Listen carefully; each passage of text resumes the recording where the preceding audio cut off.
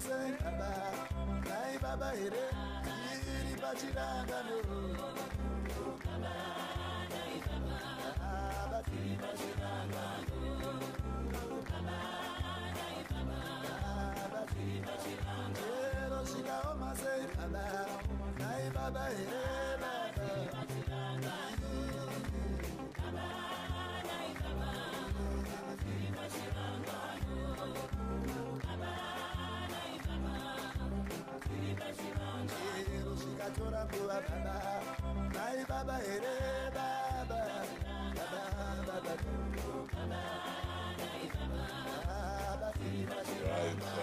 afternoon. Everybody around 1 2 testing. Minority. This one kutanga this space voice rangu rinenge risiri kunyatsonzwika saka I hope kuti it's not the case today. I hope you are hearing me. I hope you are hearing me. Right. Flavor for Fizz, how are you? I see you. Baba Juju, say. I hope you're good. Zimi, how you doing? I hope you're fine. Tira, how you doing? I see Chams, how are you? Constance Mangwiro, how are you? And Diweni, how you doing? I hope you're fine. Pilet Nyati, I see Keda, thank you for the follow. Apology back. I see Gwendeza, how you doing? I see Tinashe Courage, thank you for the follow. Apology back. I see Sean, thank you very much for following me. Apology back. Tori Hanzo, thank you for the follow. Apology back. I see, let me see, Neoreka, thank you for the follow. I see Cherit Deka, thank you for the follow. Apology back. I see Brighton Zangairai. Thank you again for the follow. Apology back. If you can repost, ladies and gentlemen, it will be very much appreciated. I'm not too good. I'm not feeling too well, but I can't, go just, lying down, not doing anything. Ndangona kungoti hazvindibatsire saka let me just open the space. I'm kind of down at the present moment, so I don't have the power, the energy to argue really. So if you come in thinking you can argue with me, that is between you and your maker, because my maker has put me down today. My maker has said, you know what, chimbotambira zvatakupa izvi. Saka yeah. Anyway, there was an interview yakaitwa naBlessed achiinterviewa Jealous Mawarire, and in that interview it was mainly surrounding the issue of the land. We all know what happened when Emerson Mnangagwa went to his farm, and in that farm there were announcements that were made in terms of title deeds and in terms of setting up a committee. Yeah, inotungamirirwa naTagwirei. Not sure what that committee is intended, to do, but it's one of the things I think is to oversee the sale of the land. Kune avo vanenge vachida matitle deeds. Saka that was the issue that Jealous was talking about. And in that conversation that he was having, he raised the issue of Emerson Mnangagwa not following what the constitution says when it comes to the issue of the land, to such an extent that he regarded what he was doing as being uh, something that is done by a president that has gone wrong, was no longer adhering to the constitution, was now acting like a land baron, was now acting like a mafia, because the things that he's saying, that issuing out title deeds, it's not something that can just happen without considering the provisions of the constitution. I think he cited section 290, 293, and another section that he spoke about. So he was of the view that for as long as Emerson Mnangagwa is doing whatever it is that he's doing outside the provisions of this constitution, because there are certain things that are in the constitution that needs to be changed or that needs to be followed in order for what he did in Kwekwe to be considered legal. But instead, he's accusing him of forming parallel structures.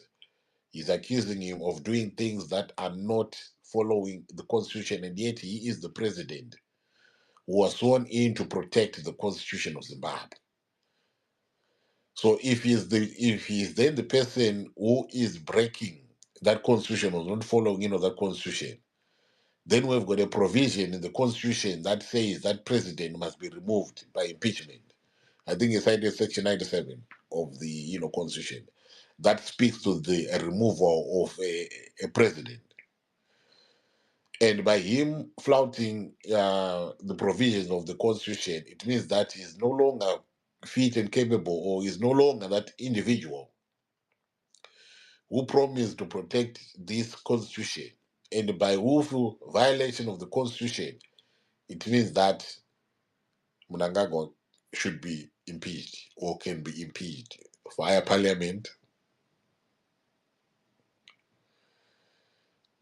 Not sure whether that is possible, or via other means, any means necessary. Yeah. So I don't know. I'm not sure how many of you have seen that interview, but it is there on Heart and Soul TV. So I just say, like, the request that I got yesterday, that we should discuss this issue. I just said, okay, let us open the space.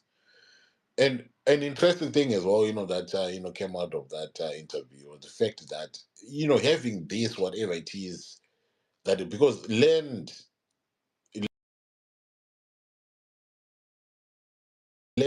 is under the control of the state, right?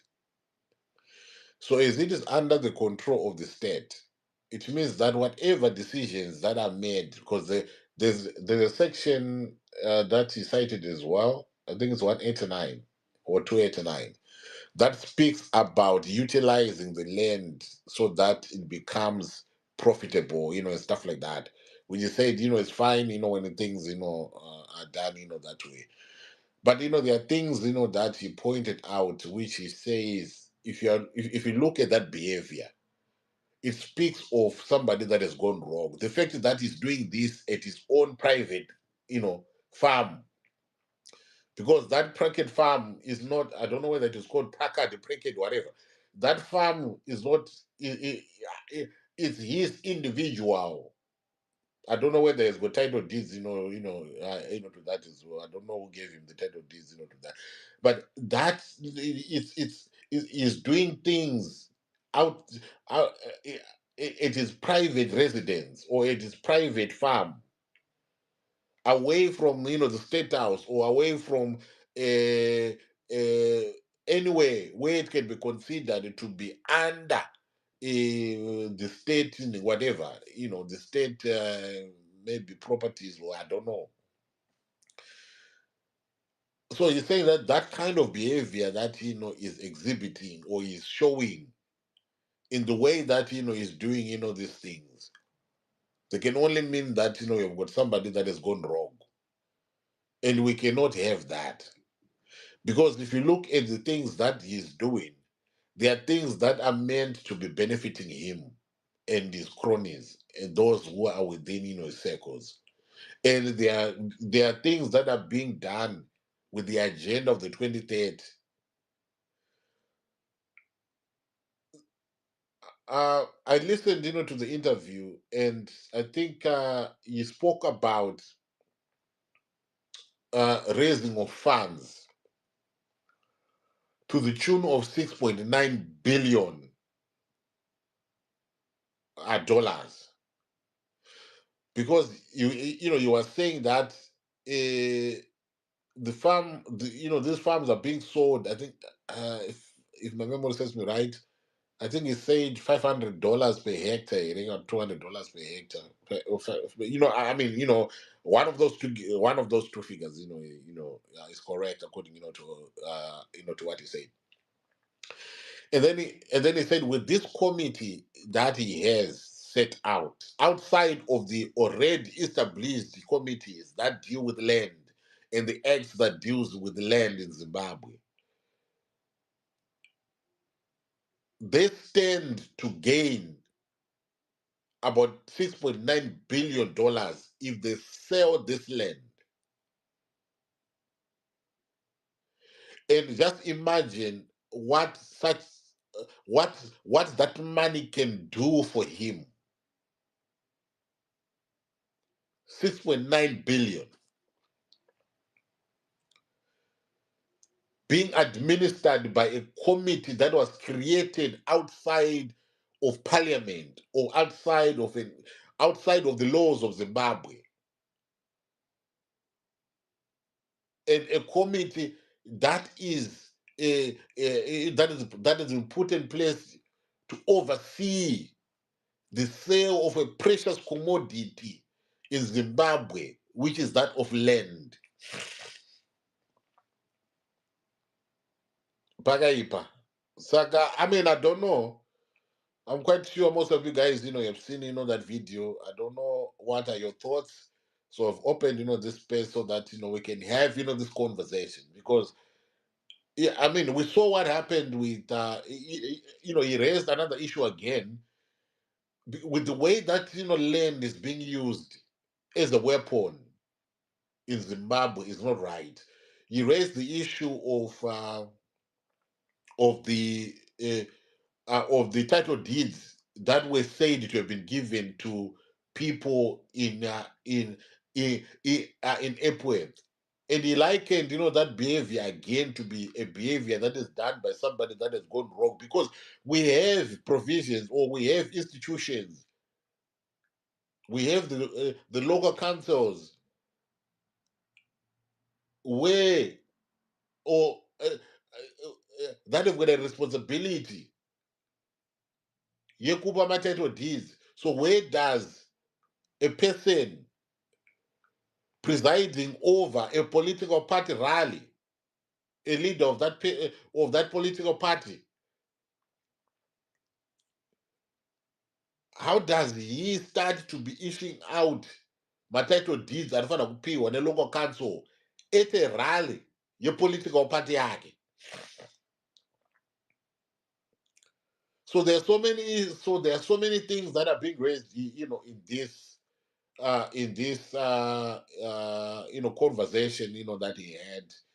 So I don't know if we can also have vanoziya nezvomutemo, ma-constitutionalists, stuff like that, to come and help us more to have an understanding of what Jealous was talking about when he was referring to these sections of the Constitution: 290, 293, I think 289, etc. Saka we need kungobatsirana ipapo tinyatsonzwisisa. Saka, okay, you know what? Handikwanisa kutaura ndofunga ndatotaurisa ipapa 15 minutes. Ndingataurisa. Saka if you can make a request mutibatsire ndaona baba Abraham vanga vari panapa andizwa kuti zvonenge vaenda kupi ndimika a former member of parliament. If you can come in as well to help us understand what is going on. I don't see you anymore, but if you do come back, mukadzodzoka futi mungokumbirawo mic, and then we can have this conversation, right? Saka okay, whilst ndakamirira vamwe venyu kuti vauye ndaona I hope ndinge ndikuzwikane zviripo. Whilst ndakamirira vamwe venyu kuti izomuye, this is an extract from that interview. Where did I put it? Yeah, zvinonyatsondimirira mushe vanhu vamwari. Zvina kunyatsondimirira mushe zvokutoti makwikwi chaiche. But anyway, we'll soldier on. Tinosvika yet, but toda kuti izotisvike. It will do what needs to be done, and we will accomplish. Not now, man. We will accomplish that. Saka isi ama request wana mwari moita repost again. Come on, no. Moisa ama request toona kuti izonenge tochimhanya chirongwa.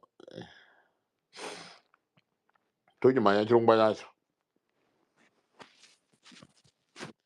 So this come on now.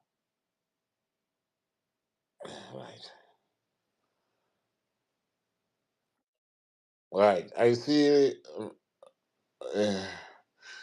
You remove the president. So this is what he said. It's a political problem. The political problem emanates from having a rogue president doing things outside the law, not respecting the constitution. What do? You remove the president. That's the simplest that you can do. Remove the guy. Impeach the guy. President has institutionalized land baronship, and he has taken it to another level. You are actually having the presidency being a land baron. This is what he's doing. He's a land baron, simply duping people by purporting to be given title deeds. I'm aware of my colleagues. Right. So that is what he said. Yeah, Goma Martin. Martin Lova, how are you? I'm good, my brother. I'm good. How are you?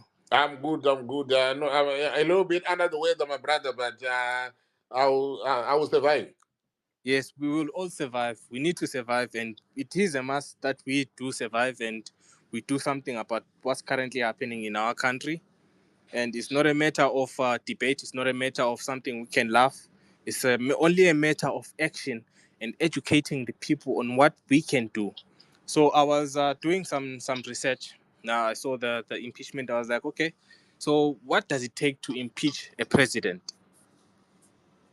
And I have some my questions. I have my own research analysis, and we can start from there.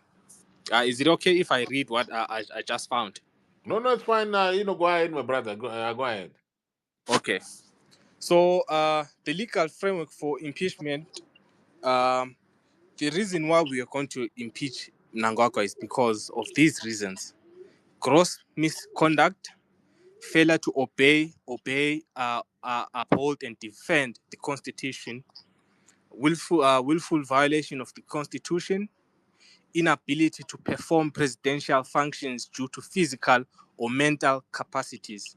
And for me, I feel like he's too old for the position, and I don't think he's in a right mental state to run a country, because if he was in a right mental state, Zimbabwe would be prosperous.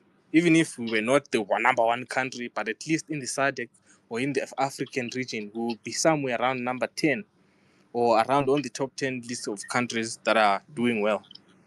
So I feel like Mnangagwa is not mentally capable, he's not competent, and that is a very serious issue. Impeachment. So number one is the initiation of the motion. At least one third of the members of parliament, MPs in the National Assembly and the Senate must support a motion to begin impeachment proceedings, which means that this is a country, this is a thing that we must all do as people, people in government, people in the streets, people in the diaspora, people on X here. It's a thing that we must all look forward to and put our energies into. And then MPs must provide evidence on the president's misconduct or constitutional violations. This does not need to be even discussed. We all know what Mnangagwa does. We all know what he has done to our people and what he has done to his people. So this is a matter that is supposed to be fixed. And then number two, committee investigation. In the motion, if the motion is adopted, Parliament forms a joint committee to investigate the charges. The committee conducts hearings, collects evidence, and determines whether the charges have merit. And then number three, Parliament vote. If the committee finds evidence of wrongdoing, the issue is debated in Parliament. To impeach the president, at least two-thirds of the MPs in the both National Assembly and the Senate must vote in favor of the motion. Number four, removal from office. This is how we're going to remove Mnangagwa from the office. If the impeachment motion passes, the president is removed from office, and the vice president assumes the presidency. Okay, number three, the challenges of impeachment, because we will always have challenges no matter what.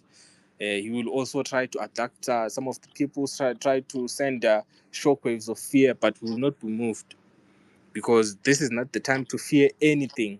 At this point, even to die is not something you should be fearful of. And number one, you should not be fearful to speak out. You should not be fearful to reach out, to send DMs and organize this thing, make something tangible, something that is that that we can rally behind, or someone we can rally behind. So these are some of the challenges that we're going to face when impeaching the Mnangagwa. Parliamentary control. We know that Mnangagwa is trying to control the soldiers. He controls the police. We need to make sure that we take that, use that for intimidation and corruption. And we also need to make sure that the judiciary has independence, that the judges are not under Mnangagwa. All these people went to school, they got their graduates for a reason. They are not supposed to take shots from Mnangagwa State. Mnangagwa is not a god. He is not he's not a king. He's just a human like us. He just got lucky. He was born in the right time. He did whatever he did, and he is where he is. He thinks he deserves to be there. But in my feeling, something tells me that now is the time to strike, because he's running out of power. People mistrust him. People don't like him. Even his government don't like him. So we can even use that against him. So these challenges are things that we can overcome over time. But we need action. We need to plan. We need to do this thing now. That's all I can say for now. Thank you, Mr. Gerard, and I'll talk some more when I do some more research. Thank you. Right. Thank you very much, for giving us, that, reading up on uh, the impeachment, process. But then again, we then now go into, looking at how feasible or how possible is that, because given that, they control two-thirds of, the parliament majority, and some of the things that exist that may make that process become a futile exercise, because of his close proximity to almost everything. But I just need us to consider the issues that have been raised by by jealous, in terms of what Mnangagwa is actually doing wrong, the issue of the land. When you're looking at this issue of offering or of giving people title deeds, which the move in itself, I don't see anything wrong, in that move, in itself, because where there are title deeds, when you are given title deeds, there's ownership, and when there's ownership of the land, then one can go on and do what they want. With that land, they can use it as collateral to go and you know get money from lending institutions. They can even sell it, they can subdivide it, they can do a lot when when there is that, which is quite a good thing. uh Something that was not previously there, because we had the 99-year leases, stuff like that.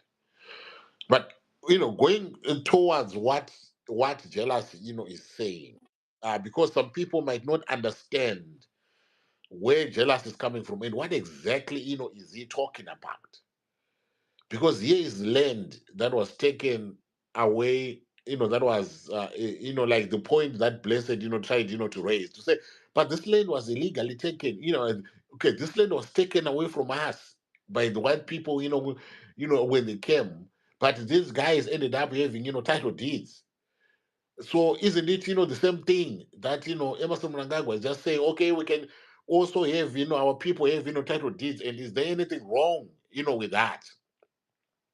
This problematic. Help us understand the Magnetos. Let me say.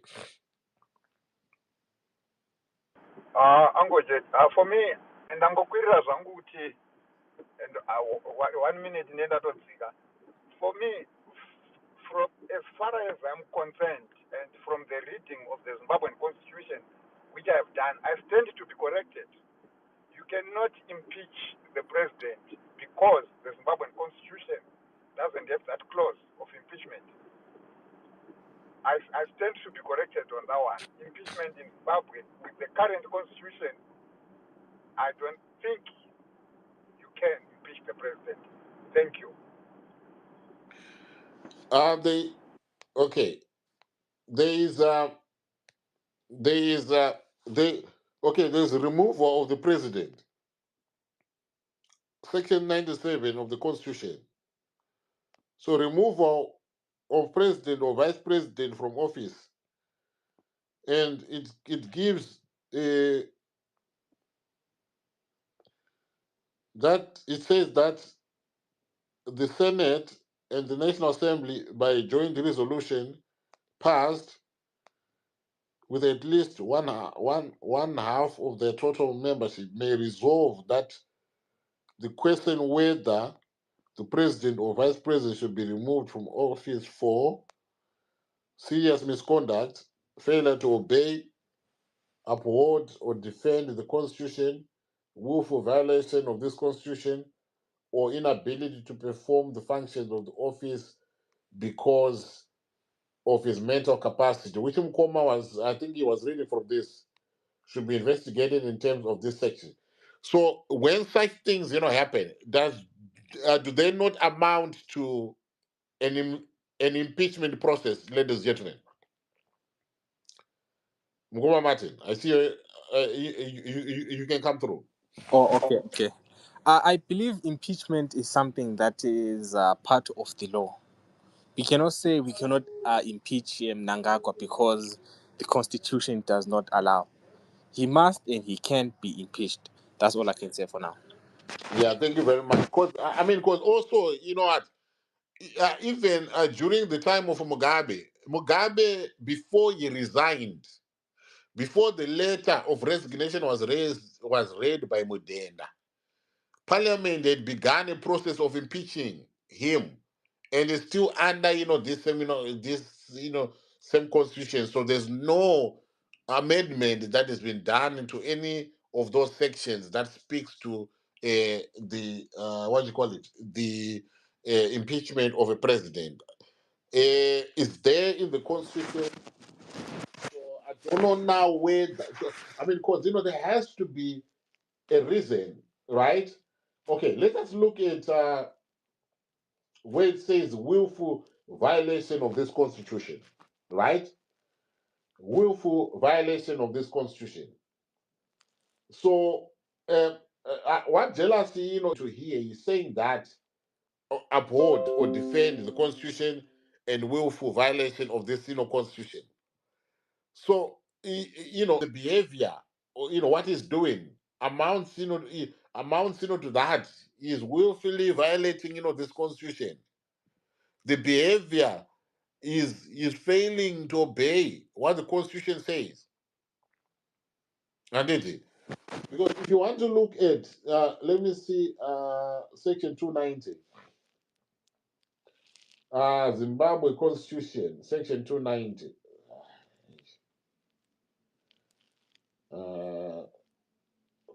Zimbabwe Constitution.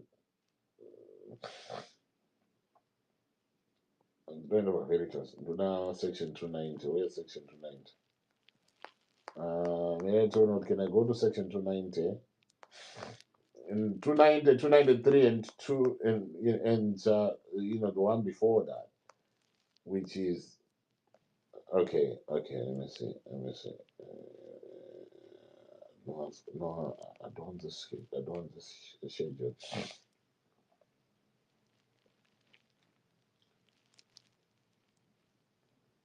But also, one other thing, guys, what needs to be understood here is an impeachment process in Zimbabwe. It's something you could. Vakaipa kuvaimpicha nguruva yekuti hatizoningi tangoimpicha wakuru not in Zimbabwe, not in Zimbabwe. Kwete munyika medu muno. Okay, let me see. It says, okay, it says the continuation of rights of state in agricultural land. All agricultural land which was itemized in Schedule 7 to the to the former constitution or before the effective date was identified in terms of section 168, no, that's 16B2 of the former constitution continues to be vested in the state, right? That is the point, that he was majorly, raising. And then it then goes on to say any inconsistency between anything contained in a notice item. Yeah, because this one speaks about the land being vested in the state, right? And then he goes on to alienation of agricultural land by the state. The state may alienate for value any agricultural land vested in it, whether through the transfer of ownership to any other person or through the grant of a lease or other right of occupation or use. But any such alienation must be within the principles specified in section 289, right? So the principles in section 289, they read like this: in order to redress the unjust and unfair pattern of land ownership that was brought about by colonization, and to bring about land reform and the equitable access by all Zimbabweans to the country's natural resources, policies regarding agricultural land must be guided by the following principles. Land is a finite natural resource that forms part of a Zimbabwean common heritage. Subject to Section 72, every Zimbabwean citizen has a right to acquire, hold, occupy, use, transfer, hypothecate, lease, or dispose of agricultural land regardless of his or her race or color. The allocation and distribution of agriculture must be fair and equitable, having regard to gender balance and diverse community interests. The land tenure system must promote increased productivity and investment by Zimbabweans in agricultural land. The use of agricultural land should promote food security. No person may be deprived. So he's saying whatever it is that needs to happen in terms of disposing or alienation of this land, it must be seen to be satisfying principles set out in 289, section 289 of the constitution. And so he is saying that this exercise by Emerson Mnangagwa of handing out these title deeds without paying due regard to these principles, or without paying due regard to section 290 of the constitution, or without paying due regard to 293 of the constitution, is a violation of of his duty as the protector of this constitution. And what he's doing is doing things that are illegal outside of the law. And by so doing, this is making him appear rogue, a mafia president, a person who's creating parallel structures. Because remember, there's a Land Tenure Act, there's the whatever, there's another committee, that he referred to. I can't remember, the name of that committee that is responsible for Yaya land, but he's gone on to create another one that is being led by Ningita Gwire. And by so doing, what he's saying, Adora Ioguti, Wamnangagwa, Baruchkoran, Gemutemu, Nego Constitution. But does that, whatever it is that is doing, make the grounds that will be the grounds for this impeachment that he's talking about? You help us understand there. Kuti zvinomeka magrounds acho here ekuti vamunangagwa vaitwe impeach? Because I see this as an Anglikini. I see this as a tall order. I don't know, but if something of that sort was about to happen in Zimbabwe, and Mugabe only managed to save his skin by resigning. But are we there?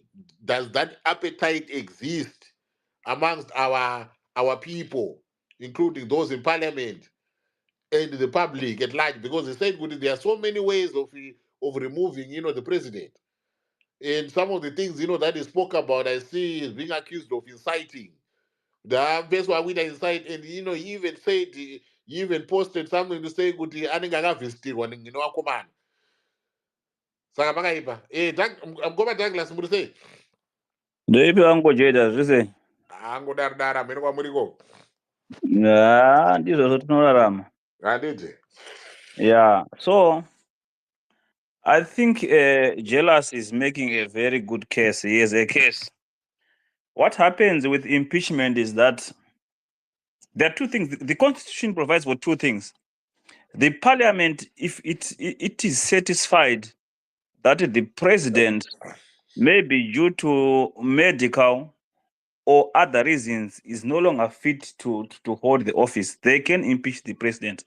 But now the technicality is that if that motion is moved to impeach the President has got the two things to do.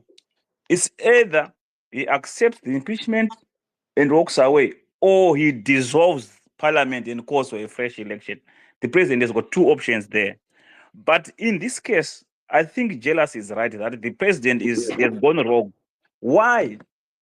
If he has set up a parallel structure to issue out title deeds to land that was said to be state land in the first place, what he is now doing is he wants to transfer the whole of Zimbabwe's land into the hands of his friends, his kinsmen, and whoever he wishes to give that land to. What it does, Uncle Jeda, is that you have read that in the constitution, it says every Zimbabwean is entitled to land. That will no longer be the case if the president goes on to sit down at his farm. Look, this is not a government event. He has gone to his farm. His farm is not part of government offices. He is announcing a government program that he purports to be a government program at a private function in his farm. And immediately there are beneficiaries there and there. Everything has been done and there's already a beneficiary to that thing that he has announced there. What it does, Mkoma Jeda, is that ED and his close friends are going to determine who owns land in Zimbabwe and for what purposes. At the end of the day, you will be surprised that they can actually sell all the land that is there, the arable land, maybe the most productive land, to whoever they wish to, because they've now said, We've given you a title deed, you own this land." Once someone is given a genuine title deed, it is almost impossible, unless the next government says, no, no, no, no, no, we can't do this, and they just cancel it. But it creates a lot of problems, legal problems also. So I think in this instance, he has proved beyond reasonable doubt that he is no longer fit for purpose. He is no longer fit to hold the office of the president, because that office, he is being entrusted with the whole of Zimbabwe, with the land of Zimbabwe. And the thing that is now is doing or is planning to do is that he's going to privatize Zimbabwe, and is privatizing it into the hands of the few, his friends. We all know how ZANU-PF operates. It's not going to be on the basis of merit or whoever wants it. It's going to be on the basis of who are you, who do you know. You see. So I think Jealous has made a good case. The parliament, if it is objective, if they so wish, they've got the powers to impeach it. It's provided for in the constitution. Someone was asking that, does the constitution of Zimbabwe provide for impeachment? Yes, it does. It provides for impeachment of the president. He can be impeached. If they so wish to impeach him, they can impeach him. Then he has got two options to do: either accept the impeachment or dissolve the parliament altogether. But he can be impeached. And on this basis, I think Uncle Jeda, ED has proven that he's a right candidate to be impeached. You cannot privatize land in that manner. You cannot just walk up at your farm because you are the president. You see, that's the problem in Africa. Government policy is made behind the, is made by someone, maybe in the toilet, or at the bus stop, or at your farm. You just wake up and announce a public policy or government policy. It doesn't work like that. There are processes, there are things that has to be done in before a policy is formulated and implemented. You can't just wake up, formulate a policy, implement it without even evaluating, not even taking into consideration maybe the effects of that policy. Remember, any public policy, Uncle Jeda, is double-edged. While it creates, it solves a certain problem, it can create a bigger problem. So you can't just wake up and implement a policy without proper evaluation. So I think ED is a good candidate. This guy needs to go. He has gone wrong. Thank you, Uncle Jed. Right. Thank you very much, for that. Ngoma Martin, I see your hand is up. Do you want to add something before I bring in Larako into the conversation? Yes, yes, yes. While we are still on the issue of land, land is a very sensitive issue, and land, there is wealth in land. We own our land, and this wealth is all of us. Because as Zimbabweans, Zimbabwe is a small country, and we have a small demographics. It's more than enough. It's more than enough resources for everyone to have land, for everyone to farm, because uh, the rich white people from the Rhodesia, they got rich from farming. And Nangoko knows that if you have the land, you have the wealth of the country. So that's why he's annexing all the land and giving it to his friends, so that even when he dies or whatever happens, they'll still have the land. They'll still make money off of it. They can still use that money to subjugate us and oppress us. So we must make sure that this thing of privatizing Zimbabwe does not continue, because it will be the end of us all, and our hopes, and our and our dreams. So I'm saying, land must not be given, must not be privatized. Land is our pride, it's our wealth, and it's worth fighting for. It's worth trying all means to make sure that this deal that they are trying to push does not succeed. But I thank you. That's all I wanted to say. Right. Okay. Thank you very much. Uh, Larako, can you come in, please?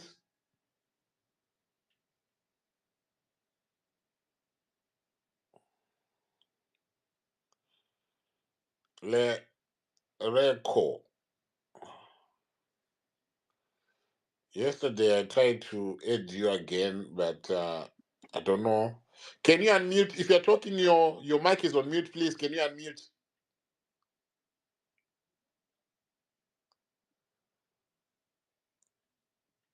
Right. Maybe they are somewhere. I've just they just requested and I accepted. So you would think that anyway. Right. Okay. So on on that aspect, when Douglas, eh, it is the belief of the president that whatever it is that he has done, he's doing it according to the constitution, because it's being said that as a constitutionalist he believes that land should be given access to everyone, and this kind of deeds thing is targeted at more than 500,000 Zimbabweans, those who qualify under the A2 and A1 farm ownership. And there's that strong belief. No, no, not 500,000, but almost 384,000. And he is of the belief that whatever it is that is doing, he is he is doing this according to the constitution, section 290, 293, and 289, 293, and 285, which gives rights to every Zimbabwean citizen to acquire, hold, occupy, use, transfer, or dispose of agricultural land. So when then does this come in that he is violating the constitution? When he believes that whatever it is that he's doing is doing it according to the constitution. No, Uncle Jeda, there are provisions in the constitution and commissions and departments that deal with that. So Right. where he's breaking the constitution is by he cannot just wake up and create a parallel structure to do the things that are provided for by other government departments in the government. You see where the problem is. This, Right. yes, because there are departments, there are government organizations, there are commissions that are created constitutionally to handle these things. But he cannot just wake up. He has not consulted anyone. We don't know if Tagwere is qualified to do what he is supposed to be doing. Because Tagwere is not his money and whatever he does in life does not qualify him to do that.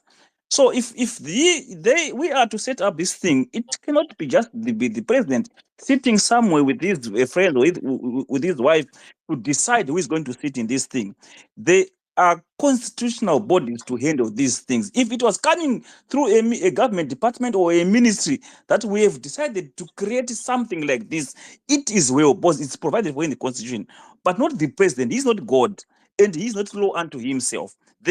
Whatever he does, it should be through consultation, through the government departments, not him sitting at his farm. You have to understand context matters, Uncle Jeda, because the decisions that he made at his farm, those are private decisions. That is, it's a private farm, it's not a government farm. It's not a government department. So he can't pronounce it or make policy at his farm. You see, where he's showing Zimbabweans a middle finger, that I can go to my farm, put and just wake up and say, okay, from tomorrow, I think let us do this. I've called my friend to do A, B, C, and D. We can't run a country like that, Uncle Jeda. You see Right. where he has created a problem for himself. Will it have been different if he had gone to any other farm other than his farm? No, any other farm it creates the same problem. It can't be any other farm if it is a government program. It has to come through structures. It has to come through departments of government. That in consultation with this department, the president has ascended to their recommendations. This thing has to come from Zimbabweans, not him. It has to come from government departments. As I worked at the Ministry of Mines before, Mm-hmm. we proposed a lot of things, Angujeda, to the president, the then president, Robert Mugabe. But whatever we propose, we have to would write things. They will be debated at ministerial level. They would go to cabinet. They would go to parliament. Then the president will just say, "Okay, the Mines and Minerals Act has been amended to include the following things." Not that the president sitting somewhere can just say, "Okay, I have amended the Mines and Minerals Act to do A, B, C, and D." It doesn't work like that. Right. So these things, there are procedures to these things. A president will not just wake up because he's not an authority in anything. He's just a president. His purpose is to rubber stamp things that technocrats who are qualified to do to create, have created for him. You know, his purpose is just to rubber stamp. He doesn't create any policy. He has no he has no authority. He has no experience in crafting public policy. He can't do that. Right. Because I see here, he's quoted in the Herald saying that the president commended the Land Tenure Technical Committee chaired by businessman Mr. Tagwire for its excellent and meticulous contribution to the success of the initiative. Your dedication is deeply appreciated. Your selfless contribution is a true testimony to the mantra nyika inovakwa, inotongwa, inonamatigwa, nevene vayo. Eh, already is pointing towards the work of this structure because he's commending the work that was being done by Kudata Gurei, and yet there was no pronouncement or an announcement of of this technical committee to say that there's going to be a technical committee that is going to be chaired by Kudata Gurei, and its terms of engagement are going to be this, are going to be this, are going to be this. This was just announced, on the day. Who do they report to? Who is funding them? But those questions have to be answered. Who do they report to? Who funds that technical committee? Where are they getting the funding from? Is there a budget? Mtulingwe's budget of 2025, does it provide for that technical committee to be funded? You see, where Right. he's getting a lot of problems for him. Yeah, Bakaiba. Thank you very much. Thank you very much. Again, was what Ian. Ian Ndodana is yeah. Is it Ian Okay. or I am? Yeah, thank you very much. Okay. Well, I wonder why we are surprised. Can I take you back a few months? Please take us back. The first lady has been going to Belarus a lot. And I can tell you, if you can remember this in the coming months, the partnership that we're likely to see is Belarus or one of those countries providing a lot of technical support in terms of implements and machinery for whoever is going to be a beneficiary of this scheme. What we are witnessing here is the country turning into a family business.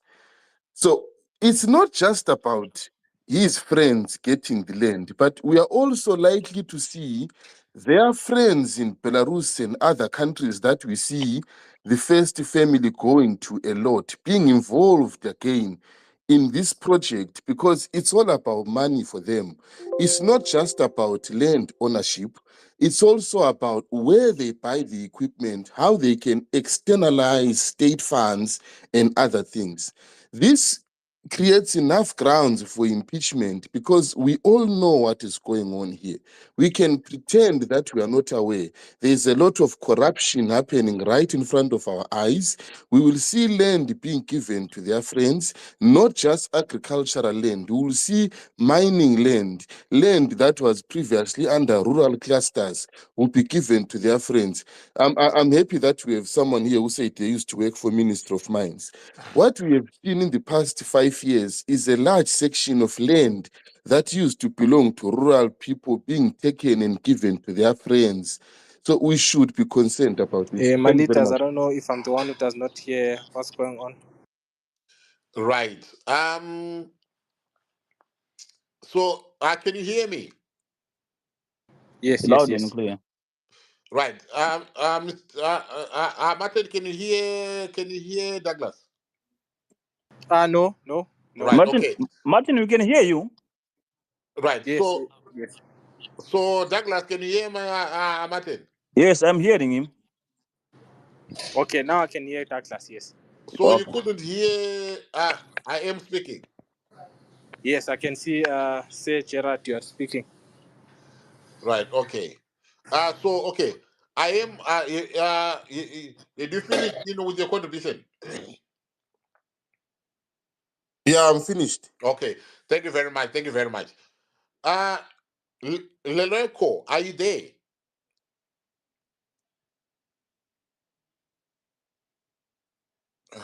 Damn. Okay, Mgoma will. I was gonna say.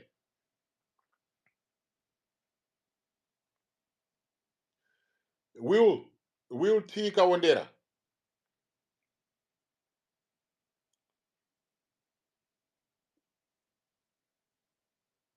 Right. Will, are you there?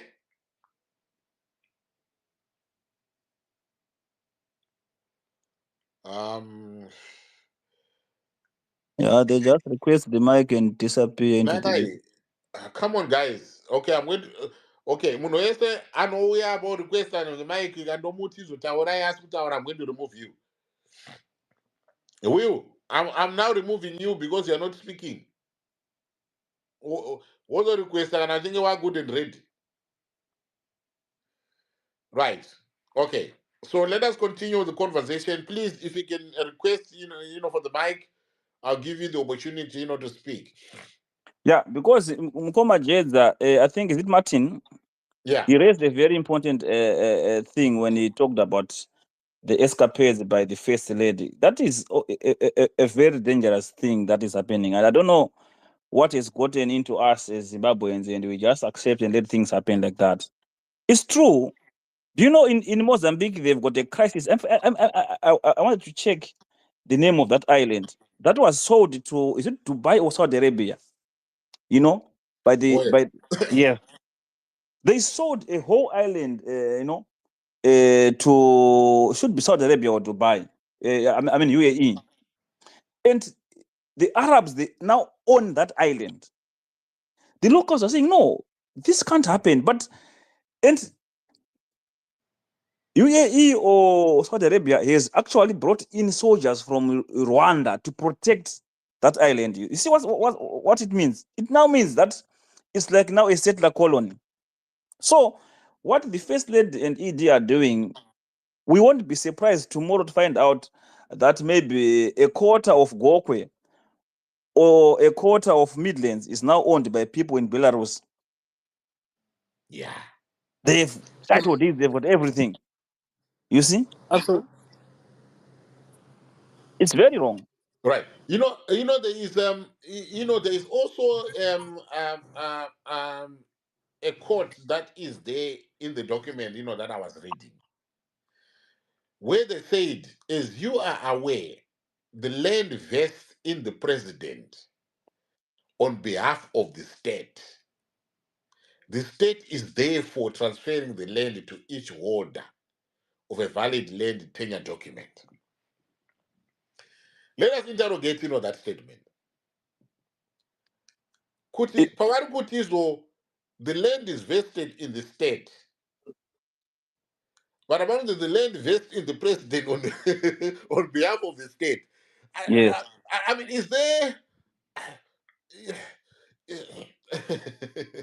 Those are the loopholes that it's the loopholes that if a leader is unprincipled, is going to abuse. Because when the constitution says the land is held in trust, he holds the land in trust. It's a trust. If you, just like lawyers, when they hold those trust funds, they're not their funds. It's a trust. So the land is held or is vested in the president as a trust, that whosoever occupies the office of the president and resides at number 1 Chancellor Avenue holds this land in trust on behalf of all Zimbabweans.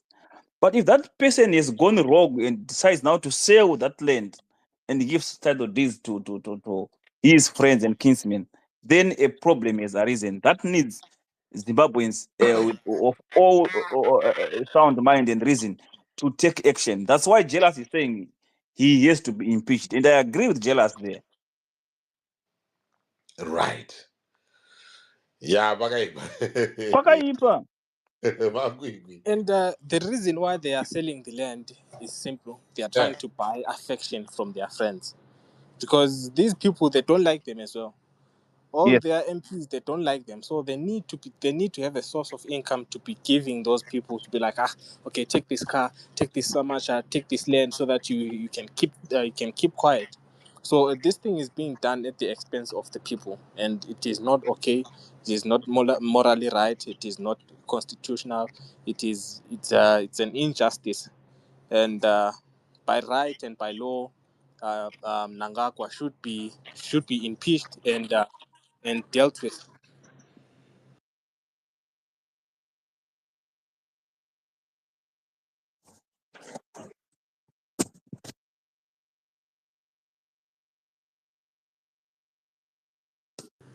Oh, sorry, my mic went off. I'm done there. I'm done. There's nothing to say.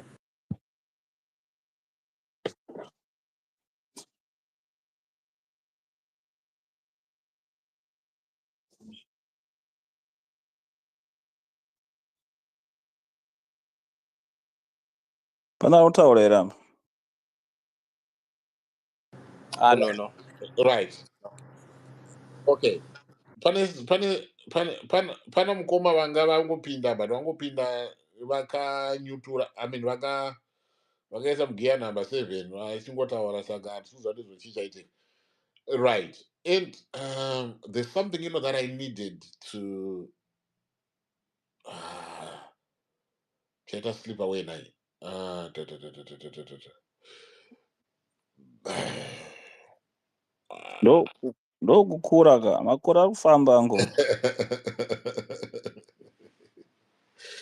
Vakaipa. Right. There's something in Yamkoma, you have alluded to that Mkoma and Douglas. There's something there is a land committee. Mm-hmm. Does that come under the Minister of Land? Yeah, the Minister of Lands deals with all issues to do with the land in Zimbabwe. So even if there's a commission to a land commission or land tenure, it has to come through the parent ministry. The parent ministry then it goes to the president. The president now empowers that technical committee, but it will came through the parent ministry, and for a very specific purposes. Because every parent ministry has got technical teams to handle all these nitty-gritties. So it will be like a commission, maybe, if it comes like that, because the land this technical committee that he has come up with is there in the ministry. There will be a technical committee like that in the ministry that can just do those things if it was a genuine thing that needed to be done. It's there in the ministry. There are technocrats, bureaucrats sitting, drinking tea for nothing in those offices who could occupy that space and do those things. Competent people who understand and know the boundaries and who owns what in Zimbabwe. Zimbabwe Right. has got enough intellectuals, enough people. You can't tell me that only one person knows everything. Tagore is there, Tagore is there, Tagore.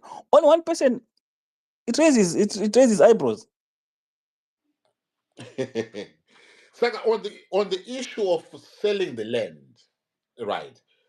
So these title deeds, right? They are being given for free as long as one qualifies or one has to buy, these, title deeds. It does. Uncle Jay, that I don't know what it is trying to do. How do Yeah. you, there's a process for someone to get a title deed.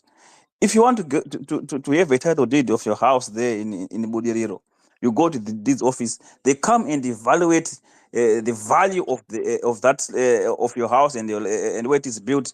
Then they tell you this is valued at this much. Then there's a certain percentage that you pay based on the value of the property to get the title deed. So I don't know how they are going to do it if they are saying it's just for free. So what will be the value of that of that property? How do we know how much it is valued if the title deed is just coming like Christmas presents? But are these not already people who are owning, the land that benefited the land from the land, redistribution that took place from 2000, onwards? So it Yes, means people that's already why. own, this land. Yes, that's why people are complaining. People benefited this land for free at zero cost. Eh? Uh-huh. Now you wake up and say the people that have got, well, not every Zimbabwean got that land. Those Yes. who got that land are now getting title deeds and are now empowered to sell it to us who did not have the opportunity to get the land. You see where the problem is, Uncle Jet. Yeah.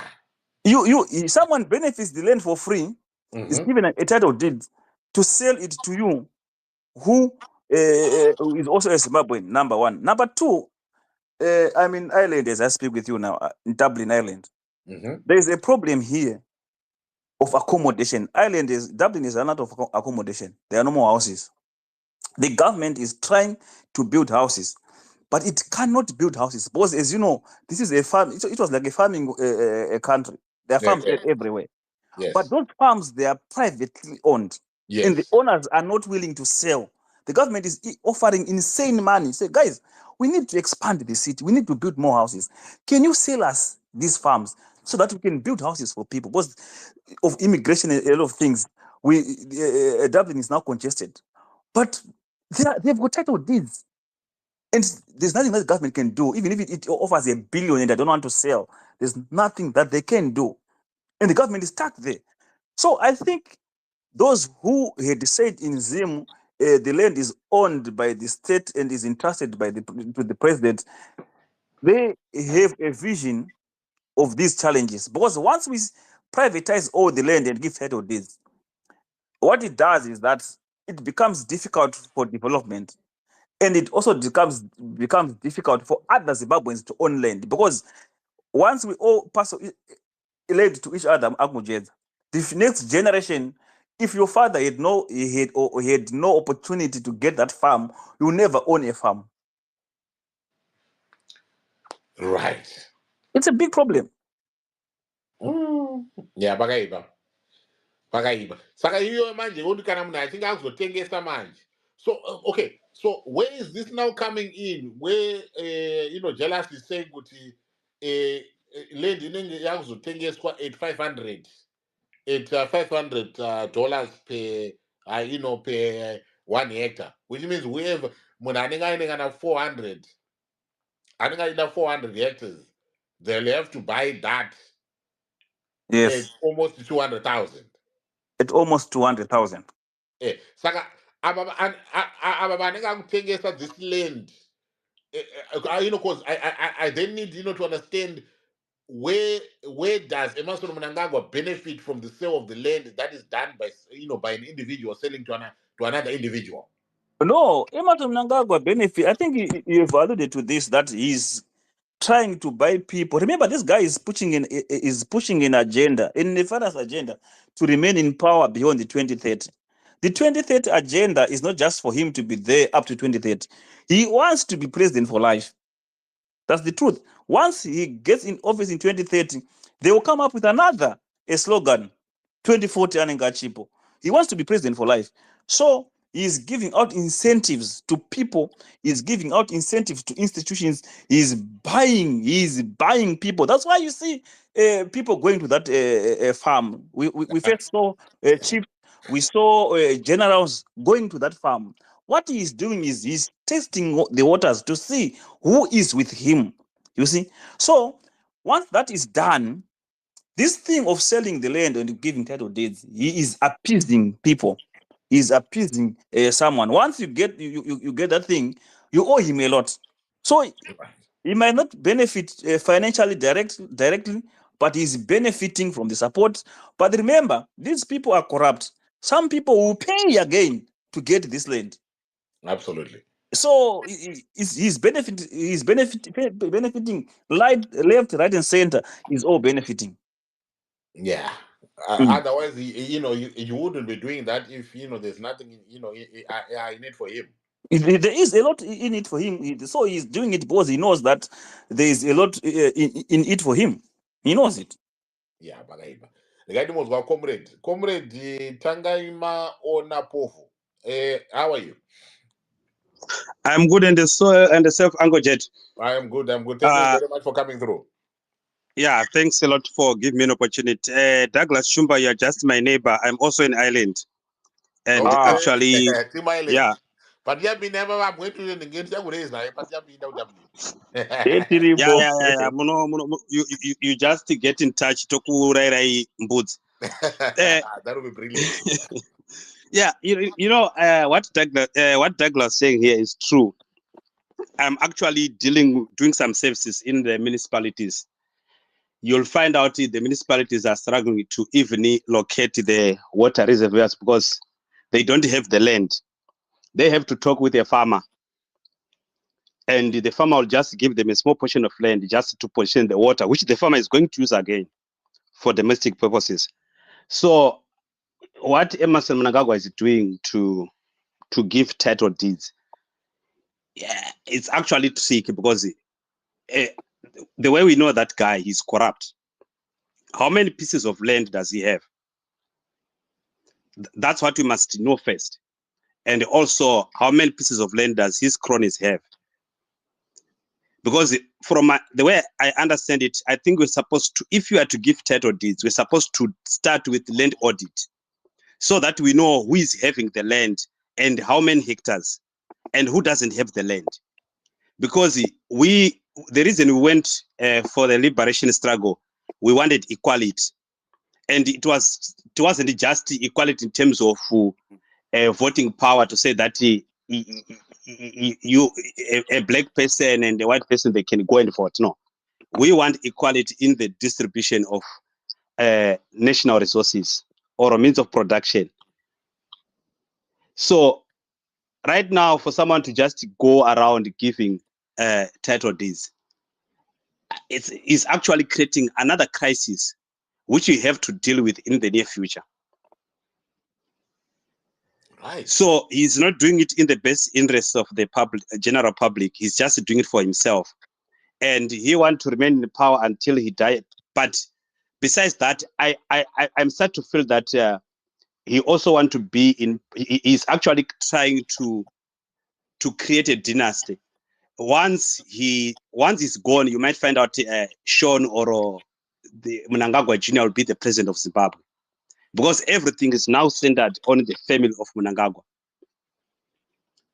So the issue of title deeds nonsense, each and every Zimbabwean who is in his or her rightful senses must fight it.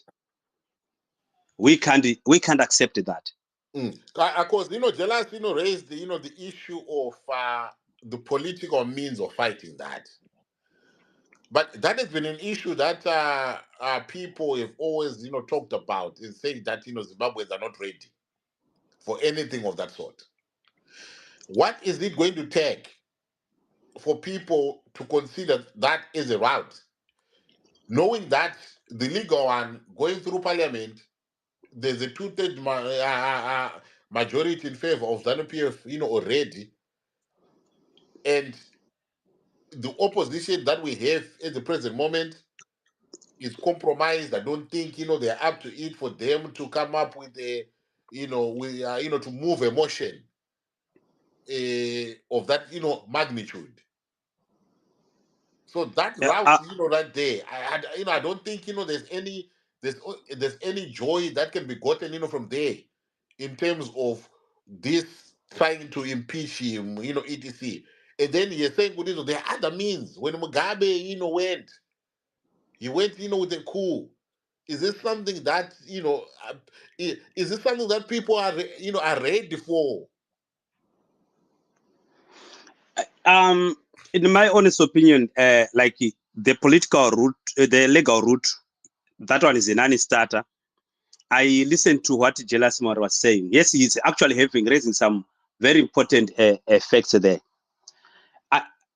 At the present moment, I think we all agree that the army have got a lot of influence in the political administration of our country. So we need to find means to have the army on our side.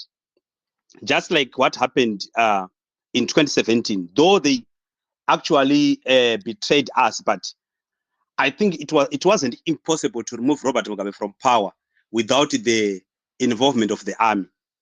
So this current regime, we can only remove it if we involve the army. So at some point, we need to have a sort of a social contract between the civilians and the army so that we can tackle this elephant in the house together. Right. Yeah, but it must be a well-structured operation, not like the one of 2017, whereby Patrick Chinamasa was saying something different, Chris Mtangwa was talking something different, because people who were actually following the developments closely prior to that November 2017, the idea was to get a transitional authority or a government of national unity, which was going to involve the opposition party. But ZANU-PF manipulated everything. Then it became a ZANU-PF thing. So I think we just need to have a proper way of doing it, Right. so that we will be able to deal with the after coup and get the nation stabilized. Right. How about this option? Because before we have seen court challenges being mounted when there is a violation of the constitution, like what Mawarire, is talking about, now. If you remember, there was that issue,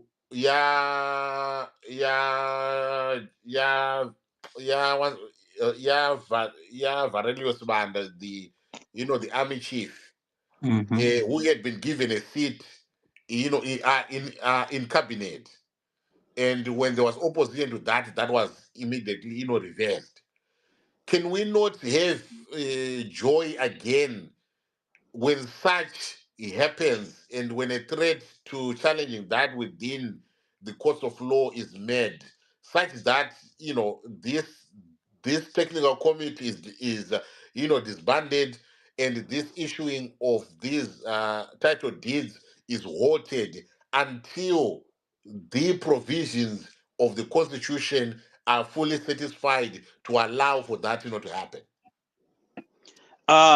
What we must what we must understand is that the judiciary system of Zimbabwe during Mugabe and the judicial system of Zimbabwe currently under the leadership of Mnangagwa, they are totally different. Yes, I do agree that there was abuse of law and constitution by Mugabe, but not to the extent of Emerson Mnangagwa. The one you are talking about of Valerio Sivanda, I am not so sure. Maybe I missed something there. He was appointed to be a ex officio in the Politburo of ZANU-PF. Yes. Yeah. Then there was an outcry, people complaining that how can he be in the Politburo while serving as a when he's serving, yes. Yeah. Then I'm not so sure if there was a court challenge to that, or he just backtracked because he was facing a serious criticism across the nation. No, Then I he think, decided to. I think there was a letter that was written by Taban, I think. I remember that later. Yes. Yeah, it's a preparation for the next step. So but okay, we didn't go through a court process, so we can't say that. Let's say we claim that we won with regard to that issue. We didn't win through the court system. No, I'm saying, Kutiso, if such a process can be had, to give that in writing, to say this is illegal, what has happened here does not satisfy the provision of the constitution, it is illegal, so we are asking this to be stopped in its tracks, or else we are going to do the next step. Yeah, I think Ango Jed, these two issues are a bit different. Right. Okay. Emerson Mnangagwa personally was not benefiting anything by appointing Valerio Sivanda into as a Politburo member of ZANU-PF. Right. But now, when we talk about the current situation, it directly affects his political plans. So he can fight, unlike the issue of Valerio Sivanda. Maybe that one, Valerio Sivanda, he was just testing waters. But I tell you, with this current issue, he will fight the same way he fight the issue of Malava. You remember Malaba? Oh He yes, was oh actually, yes, oh yes, yeah. yes. So you're saying that So in the issue of Malaba, you know, he stood to gain something. That is yes, why, you know, even when it went to court, it's something that was not kindly entertained. yes, Yeah, I hear you. Yeah, yeah. Bagaida. So yeah, so we are we are in big trouble, man. We are in the frying pan, and Yeah, Bagaida. yeah, we need to sit down actually, if we start to resist ZANU PF from all corners of the country, I think that one will help us, because the army can act if there is also something building up in the communities. Remember, in 2017, there was a lot of protest. There was a lot of the Christian Changwas. Yes, they were a bit strategic, because they were addressing a lot of press conference, like inciting people to fight. Yeah, I remember. Yeah, because I So even hosted, you know, Matema Danda on one of the shows, you know, that I was doing on Zibo Live TV. I actually came through. yeah, There was a so night for almost, you know, 2 hours. yeah, that's what we are lacking currently. That all of us are complaining, but we are not doing anything on the ground.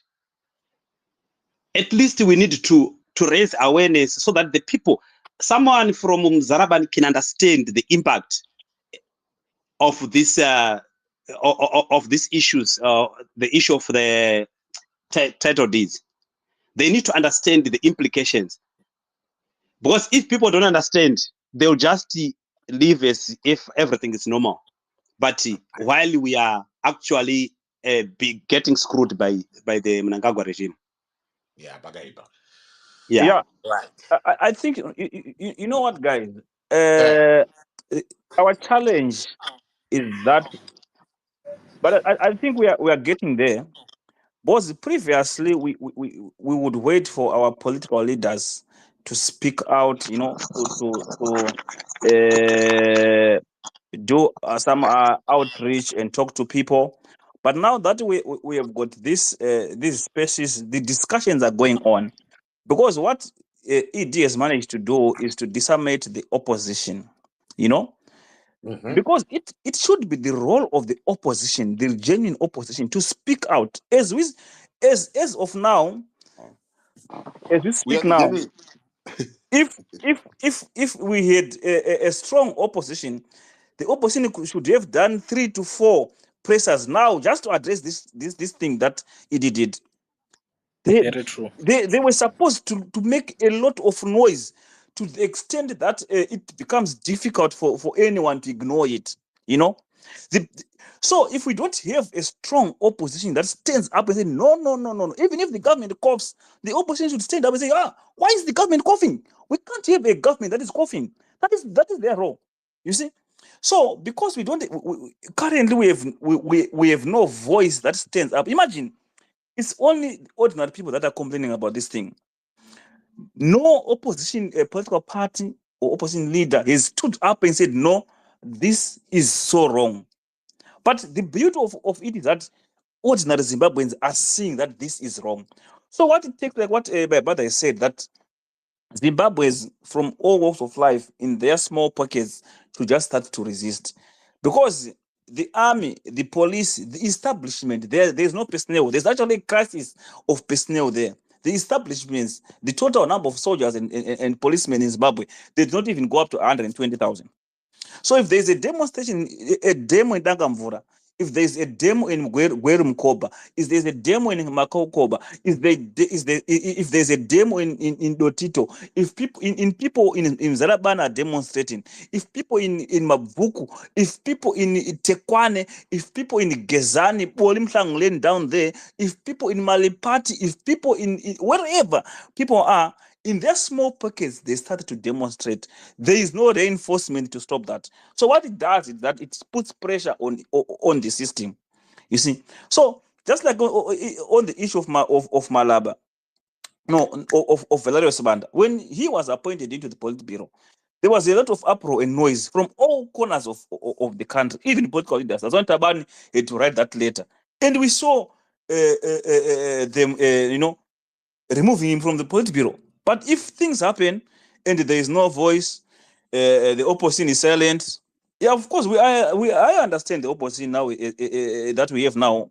They've been compromised. We can't talk of, we can't expect the likes of Monzora, we can't expect the likes of Washman and those in parliament to do anything. Those guys have been compromised. They have been compromised. They can't do anything. They will just accept everything that is there. Because for them, and what it has done, Uncle Jedza, I have now realized that the majority of these opposition MPs and leaders that we have, they are not in it for the people. It is us, the people, who talk for the people. Those guys, they're in it for themselves. Imagine an MP complaining that you have appointed me to chair this committee, so I now need a vehicle for that. Yet you've got another vehicle to do parliamentary duties. Do you think that that person is in it for the people? So we are alone. We should not expect anything much from these, especially those in parliament, the so-called MPs.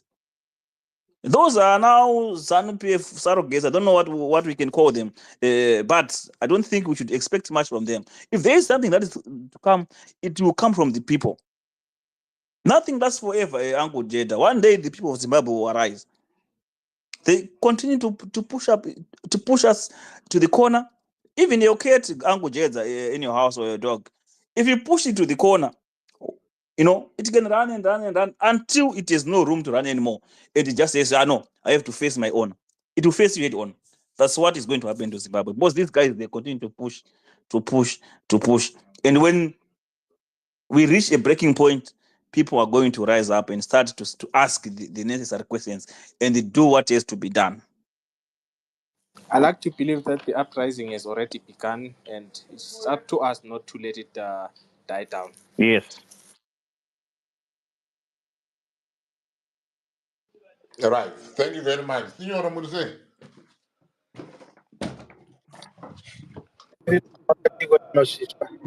Murai.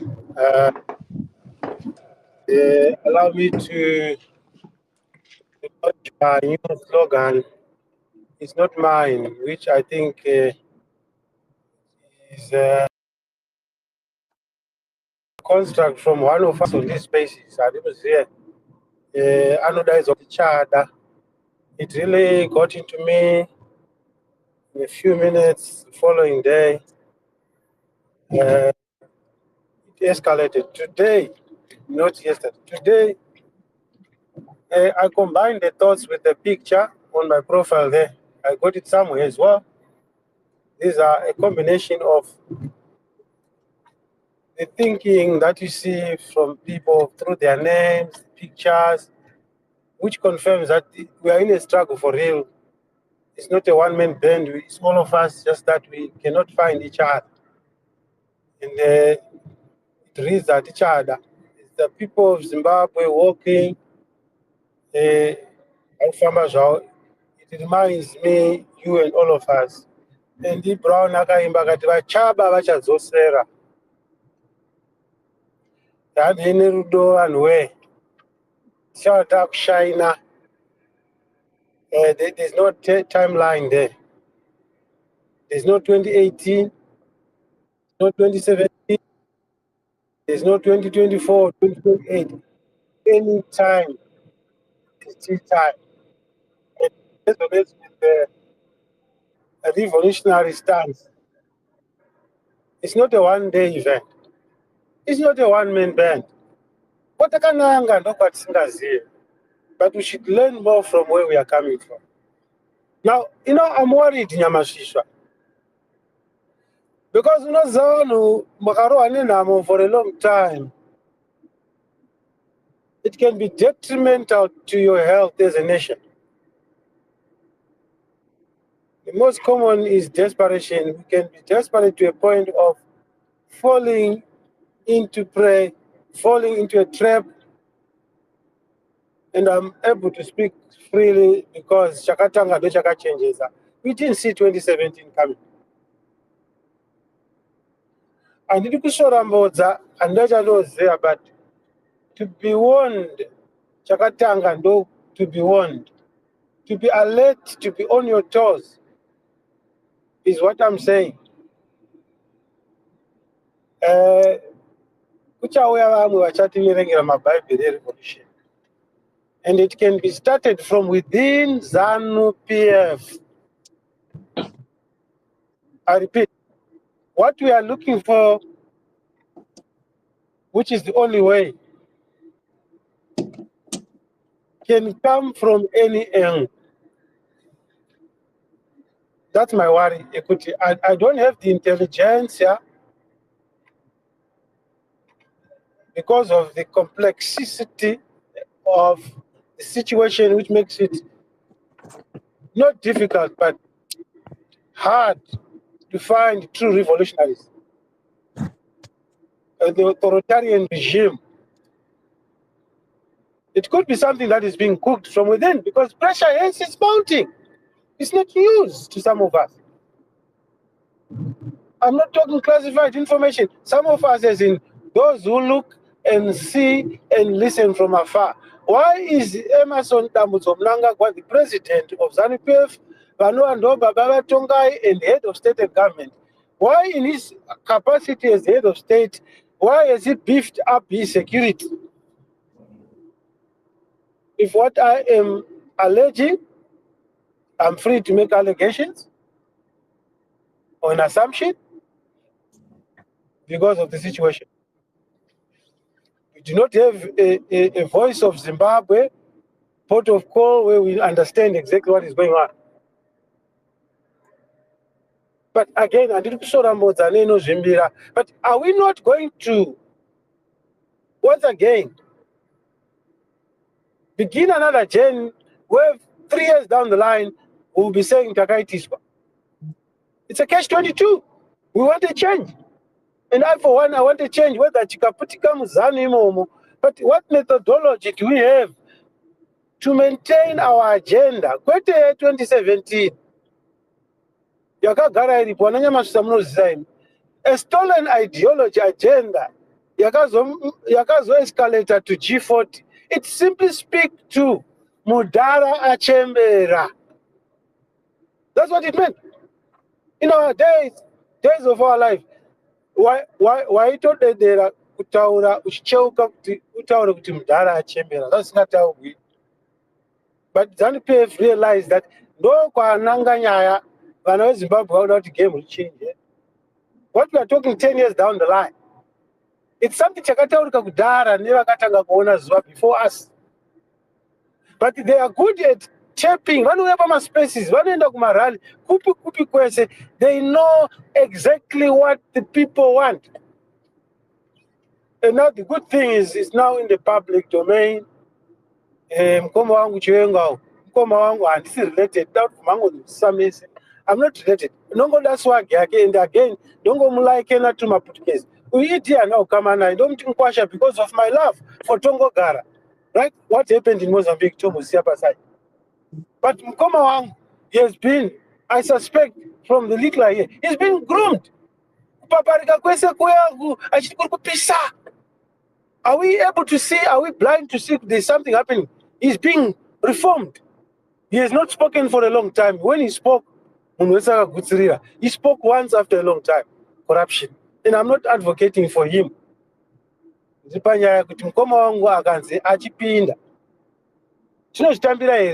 we going to drop our agenda, main agenda? No. We want these brothers and sisters. But they must play their role to advise the nation, to advise generations going forward. Anyone who has been tried and tested by the system, Nyango Ari Wechidiki Kwandiri, Wechidiki depends. It's difficult again to teach a datum line because I'm 135, I'm 140, youth, I'm 55, youth. So I'll put a plain statement with you. Anyone, according to me, then in Emari such a find, I could Marimese, taza.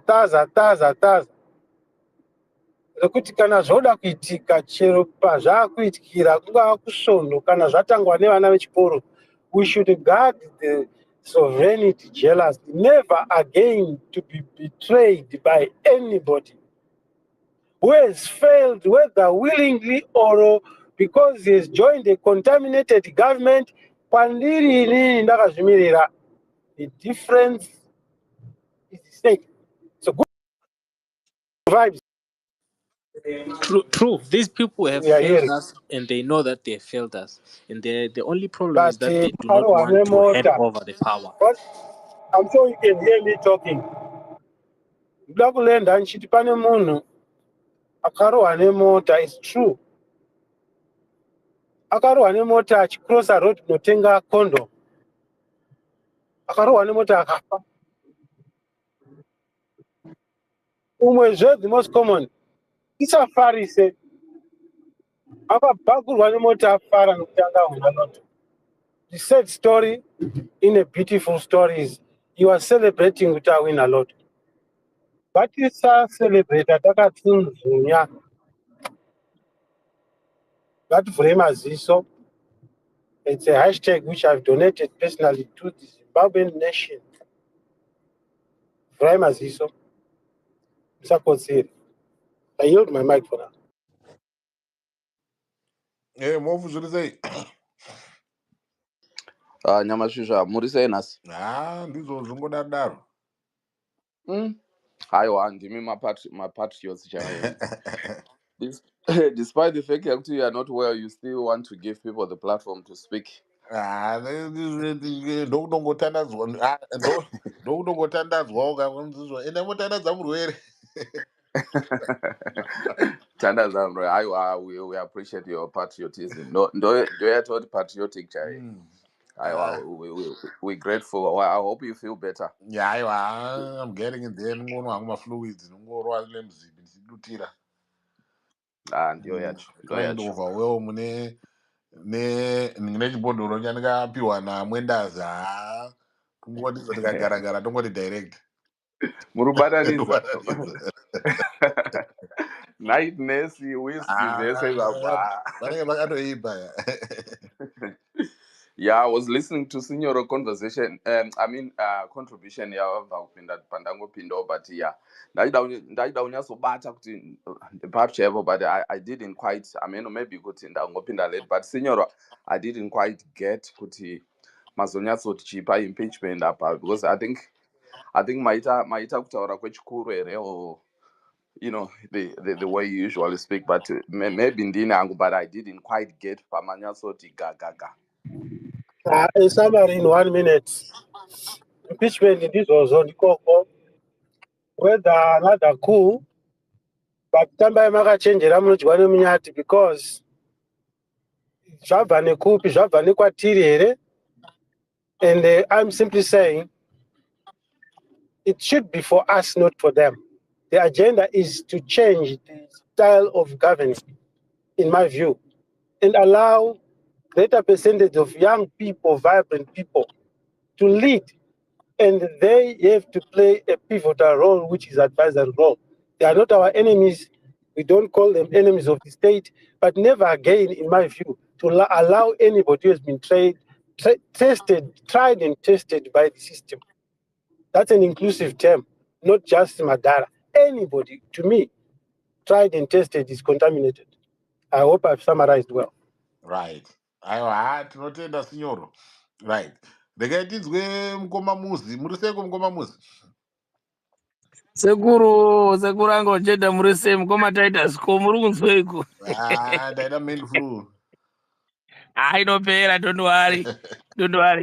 Ndatoda kuti pataura Mukoma Titus kana arishida kuti Mukoma Sekuru Sinyora vakuru vedu vazogona, because vakanyanya kuwanza madimikira vachipa kuvana vasina kuziva, vasingazivi madimikira. Ndandatoshaya kuti Yesu vari kutaura zvinhu zvine musoro, asi yeishi kuti ubatanidze kwakwanidza wazobatanidza hawo. Ndakanasara ndakamira pakati chaipo ndishaya kuti ndotera nzira ipi, asi handazoona yekutera.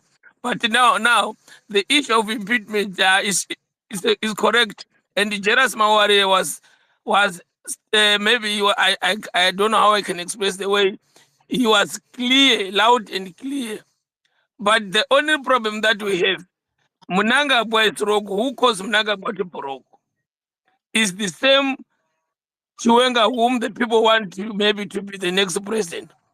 Because Chiwenga, SB Moyo, during 2017, they are the one who were coming out, one holding the constitution. I see Chiwenga was holding the constitution. I saw him. Two, that guy, SB Moyo, was the one who was announcing everything. And so they owe us, these soldiers. Whenever we are going to change or whatever the way we were going to use, we must follow what Signor said. We don't want them to be involved in any way in the pivotal role of controlling the politics of our country. I mean the soldiers. Because we are where we are today because of them. If it was that when they want to remove Mugabe, they did it the right way and not involve themselves by giving the power, all the powers to ED.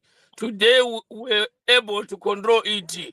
Now today we cannot say anything to ED because they surround him, they empower him, they are even protecting the power that they gave him during 2017.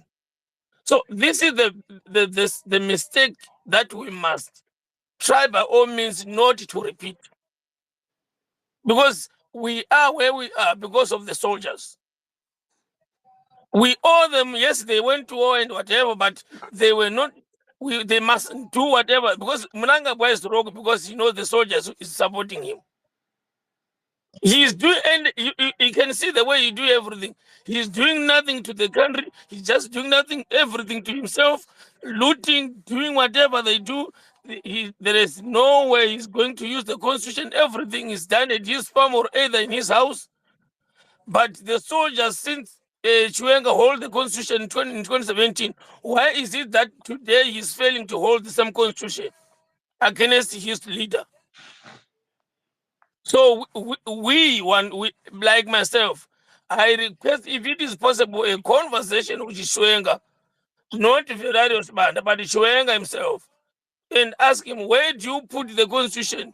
Did you throw the constitution in the sea where you cannot go and take it because that day you're holding the constitution and you're saying you're defending the constitution? Mnangagwa is going rogue. No parliament consultation, no whatever doing, but he's doing everything in his house. You are watching him. Where's the constitution? That's my question to Chiwenga. He was supposed now to raise the constitution and say, no, my senior, Mnangagwa, what you are doing is now against the same constitution which we are holding or which we say we're defending in 2017. That's the problem. And we see some of us, some of the problem, they are clapping hands that Mnangagwa is doing right or whatever. No. We must follow the constitution. And if he failed, Chiwenga himself must force him to follow the constitution because they were raising the same book. That is my contribution, Angoshed. Right. Thank you very much for that contribution. I appreciate. Koma Cleopas, do you say? Cleopas, are you with us?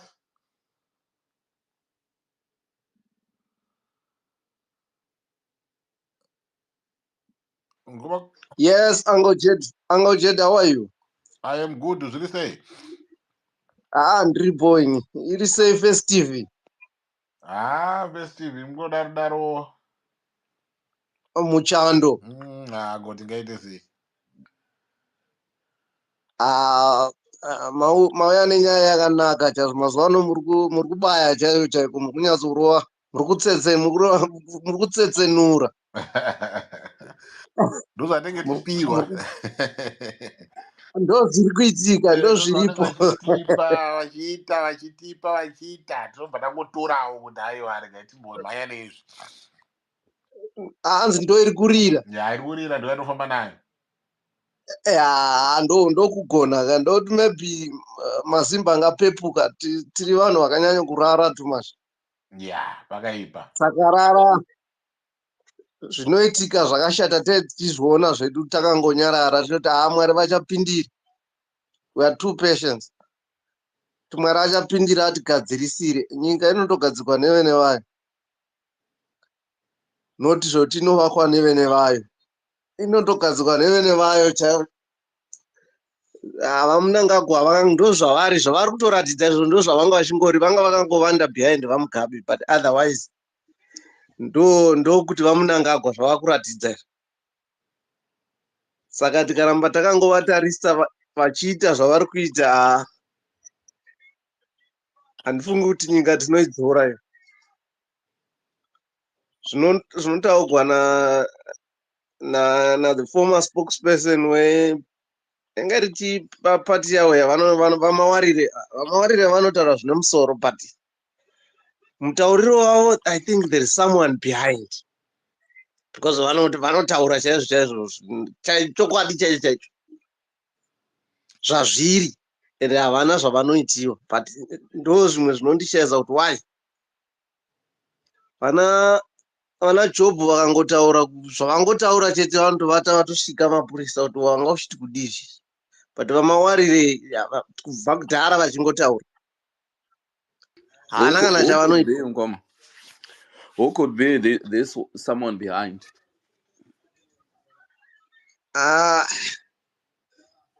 I'm not quite sure, but I think there is someone who's so strong. Who's powerful? Yeah, who's so powerful, yeah. Who's so powerful. Because this is not the first time. Who can preach for impeachment Zimbabwe, and then there's no one is going to question him. If it was someone else, he was supposed to be called kumapurisa. Yaimbopindura mubvunzo yatinayo kuti mava muchizama kuti kudii pamaitaura nezveimpeachment. He is untouchable, hakuna kana anosvika kwaari. Ende mukatarisa kumasure uko toona 2013 ndo vakaita kuti kuindiwe kuma-elections vamawarira. It's just powerful. Tisinganyatsoziva kuti masimba avo anobva papi chaipo chaipo. Ende kuti hapana anyatsoziva kuti tiita, vanhu vaimboti musiyai azodai, but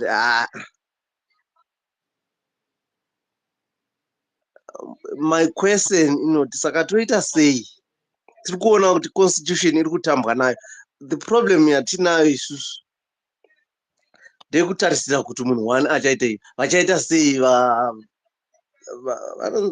general, the former general vachiwenga vachaita sei? Saka nyika yese toisa maoko avachivenga, kuti vachivengwa ndo vanofanira kutaura zvakashata. Isusu takangonyarara. Sometime back taiti vachamisa vachaita sei? Ikozvo takuti vachivenga vachaita sei?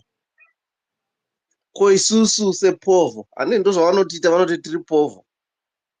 Makomrade kanoti isusu tiri povo. Ozova mukoma chedzi kuti povo zvinorevei? Zvinorevei?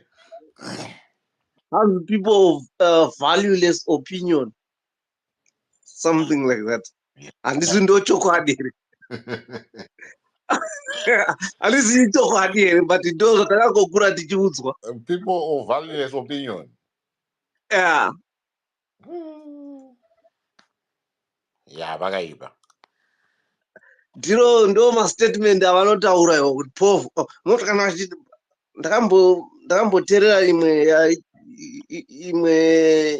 imwe session yadhara achitaura newo veterans case ari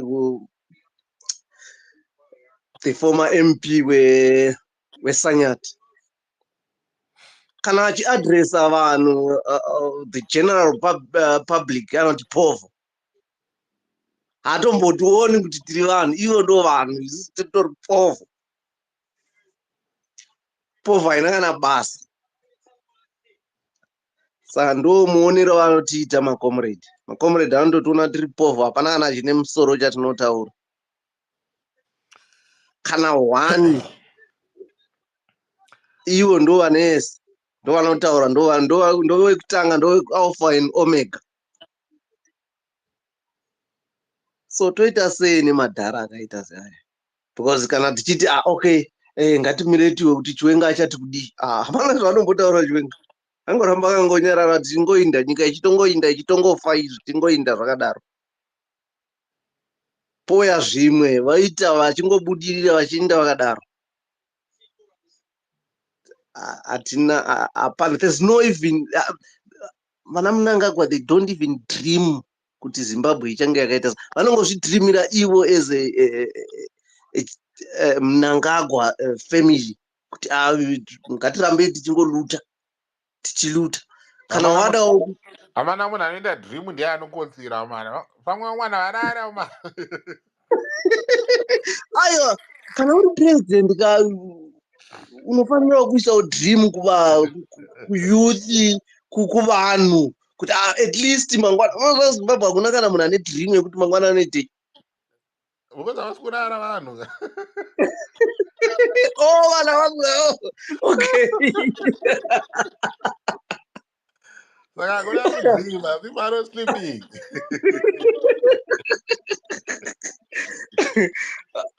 ndazoibata ndandisa kuibata ndochokwadi mandicho there is no dream at all because hapana ari kurara havana ari kurara saka because vamwana vanenge vamwana vanenge vachihotwa nezvimwe zvinhu saka kurara chaiko chaiko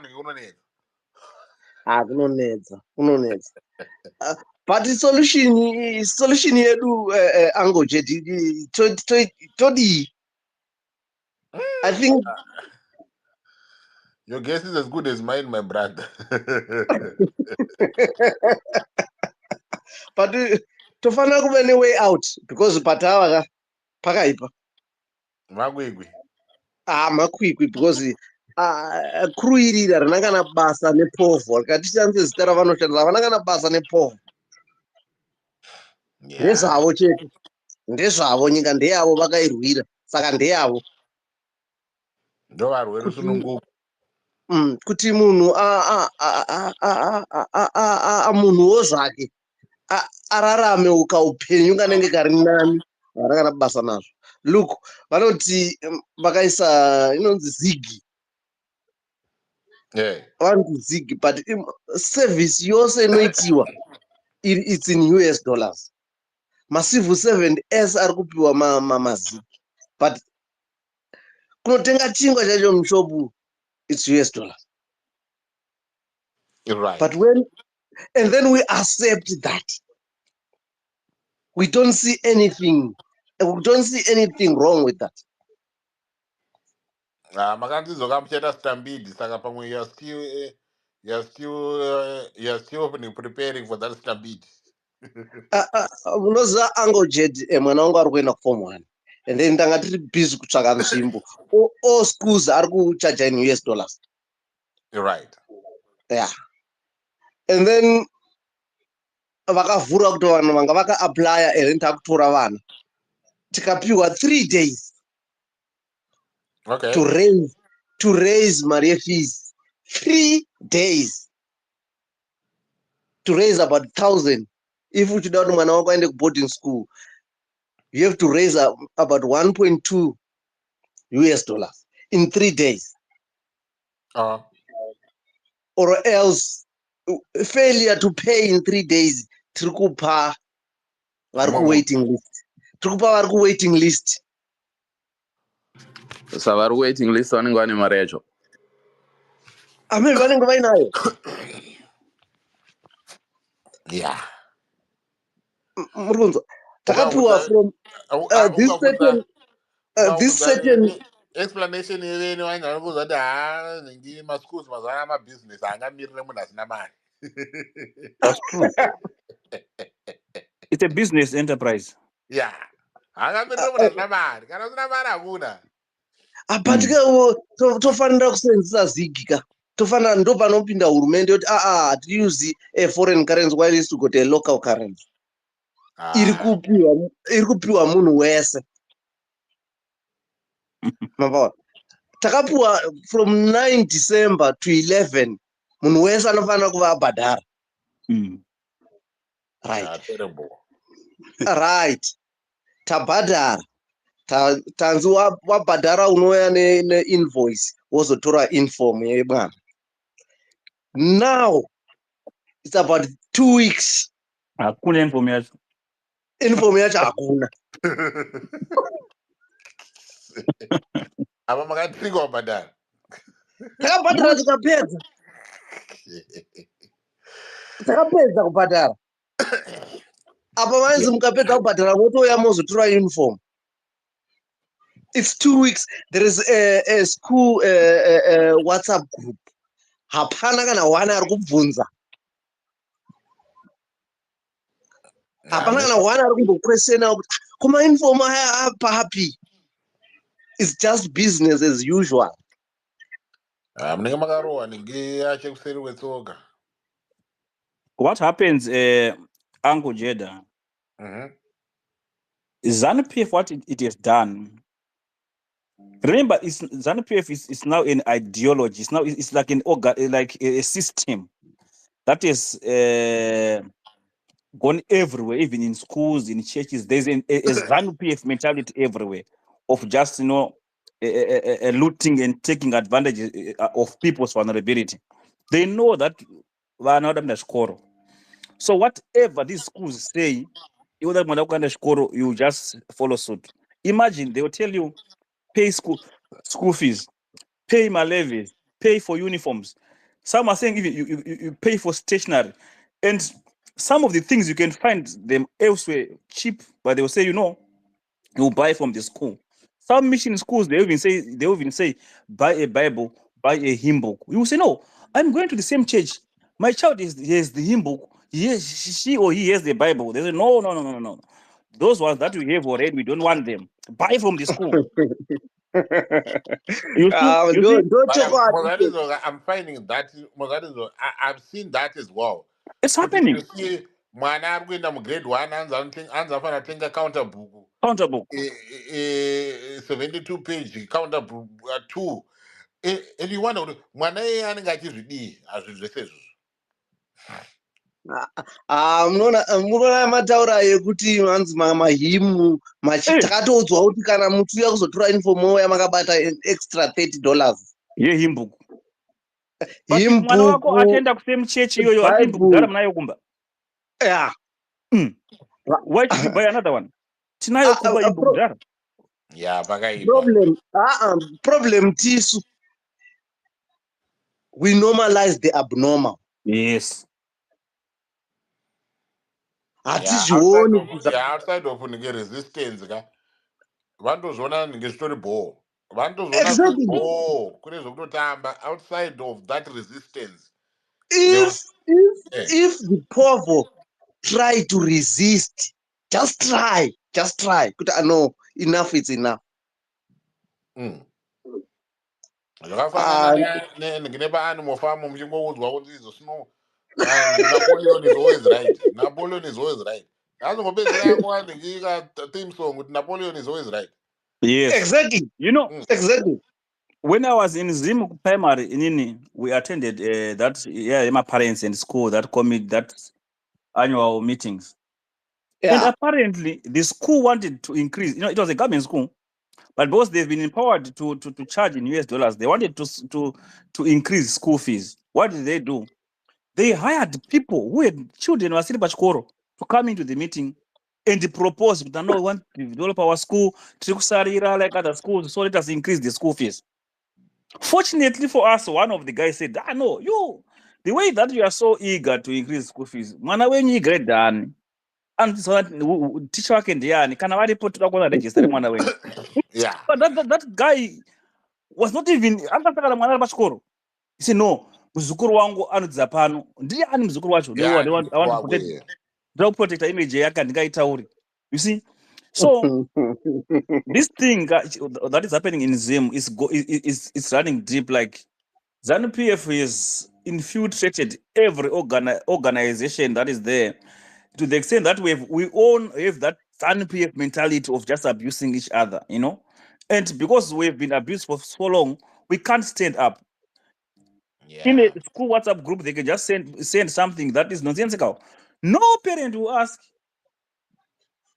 They'll just follow suit, Atasaimda. Trukunzi susu mwana achuya pakuvhura anofana kuya nemattress. But you have paid every year. You have paid 1,000 United States dollar. Yeah, bakaipa. Once mwana ngauye nemattress. Mattress. Yes. Yeah. Ah, someone wouldn't someone make this book, man. I don't know about the but I know I didn't But know I was rega. But ah, anyway, but Jeda, But tiri ango Jeda, kubhadhariswa wait. 1,000 tiri kubhadhariswa 1,000 United States dollars per term. It's not per year. It's per term. 3 months. yeah, bakaipa. And Problem then yataita kuti we are divided. Ukatarisa ango Jeda muHarare mutown. Munhu anorohwa nemapurisa matatu, vanhu 1,000 vachitora mavhidhiyo. Achirohwa kana kumbokumana komuri kuitei. Ndo zvinoita kuti kuchikoroka one parent ikangoreisa complaint vanotodecide kuti ngaabviswe nemwana wacho pachikoro ipapo. Exactly. Instead musapote kuti no, aiwa munhu ari right ikati havatidaro muZimbabwe ndo system yeZANU-PF yakati divide nanhasi ndiyo inongoita kuti indodha yazibonela. Hakuna unomirira umwe munhu. Tinongoti iwewe ukangotanga yako ukarohwa wega. Yeah, uh, bakaipa. Anyway, I'm guys, not. anyway, guys, to stray away from the topic. I know. It's part I of the just do it. topic, Angu. ndaida kukubatisai one angle Jeda. Martin, no, I want Martin. I think it's part of Ndaida it. kukubatisa Hatikuzonyanya here kuenda uko because takatwara nyaya impeachment saka matizo tingashandisa Aiwa. zvokuka maschool here kuimpeacha mudhara. Uncle Ted, it's just the process. Kuti injake munhu anongoita zvaada. Vana mugabe vana Mnangagwa vanongoitawo zvavada kuti itaiwo zvamuri kuda kuita kuzvikoro ikoko ndezvenyu. Zvamada izvozvo. It's an animal farm. Zvamataura zvozvo. It's animal farm. But Okay. uncle, just to Yes. bring it back on, in the angle Jeda. comrade, tanga yokwasando or tanga maiona povo. All right, go ahead. Then I can go ahead. Yeah, I want to bring in Zet as well. He has been waiting Yeah, for a that minute. has Yeah. been waiting. Uncle Ted, ndapoza question kuti chinonzi povo chii. Chimbobvunzaiwo vamwe kuti vanoti chii chinonzi povo. Povo zvinoenderana nekuti explanation yacho iri kupiwa mucontext yepi. I remember kumacountries akaita sana Australia povo inomirira those who are poor, those poverty stricken people, and then one of the povo just means people. Saka I think the people you said people of various what? Various Opinion. opinion. Oh, people of various opinions. Valueless. Oh, yeah. Valueless. Oh yeah, I think then we are now going into the slang explanations is not gonna go pure on one.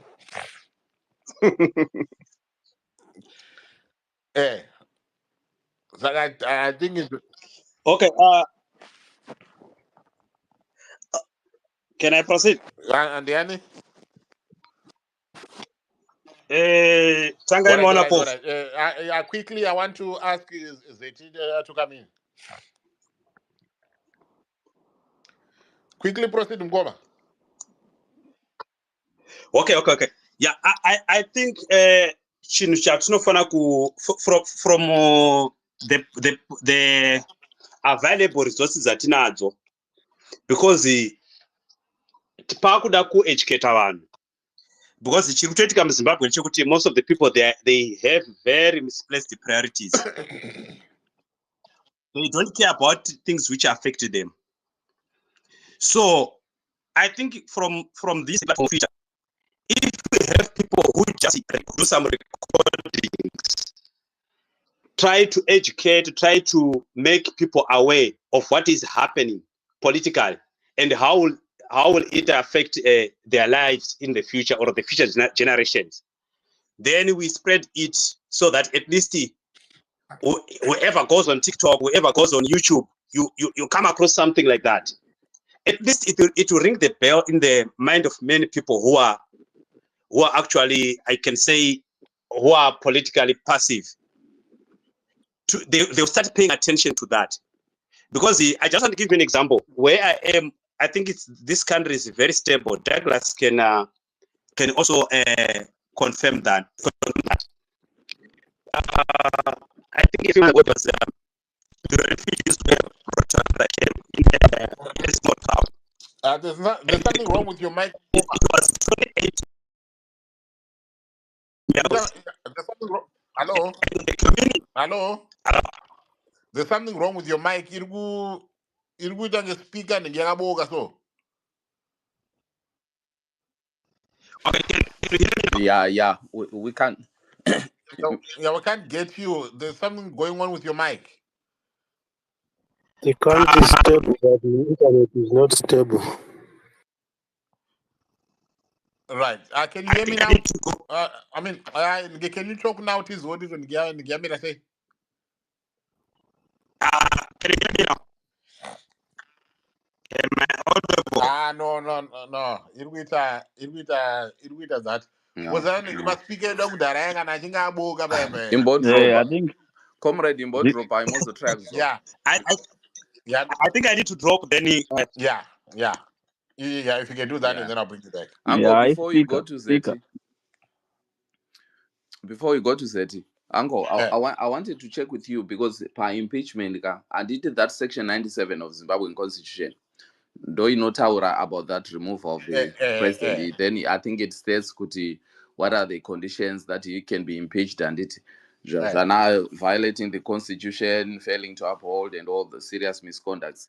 But question and then this thing has to be initiated from the parliament. Is that correct? From the Yes. And you need at least 1/3 of the MPs to sign that motion, right? Mm-hmm. Yeah. So I think for me, that's where the question is. Political, looking at the MPs, obviously, I don't think any of the ZANU-PF MPs would dare to do that. Then you look at the opposition ones that are in there.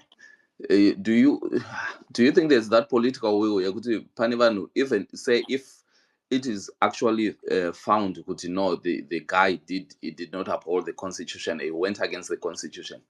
I Uncle just don't see Jets, do you hear me? And I can hear you, but there's somebody speaking. Can you hear Taylor speak? I heard him speak earlier on. All right, Right. then you can go drop Elder, it how are about you? foot because I was speaking. I'll drop you and you come back again I because can't hear him. Yeah. all right. Right. I'll bring him back. Yeah. So my question to you, uncles, before we go to that, was just to check. Looking at the Zimbabwean context, and probably I don't know how powerful ED Wacho is within those circles. Do you think there will be that political will Panevan initiated that? Looking at the context of our MPs. Right. And Ngumurwana Mofu, when did this thing go down? This thing went down. This thing went down a couple of weeks in the last 2 weeks, right? If I'm not mistaken. This issue yenya Mateto Dizi. It went down last week or just before Christmas. Right. And it has taken jealous Mawarire to raise that issue for a conversation to be had.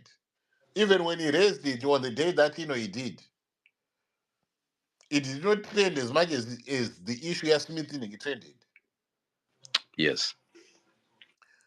And amongst the opposition MPs who we have today, who has dared to challenge that? And nobody that we have heard of. Who has spoken out against that? I've not seen anyone. No.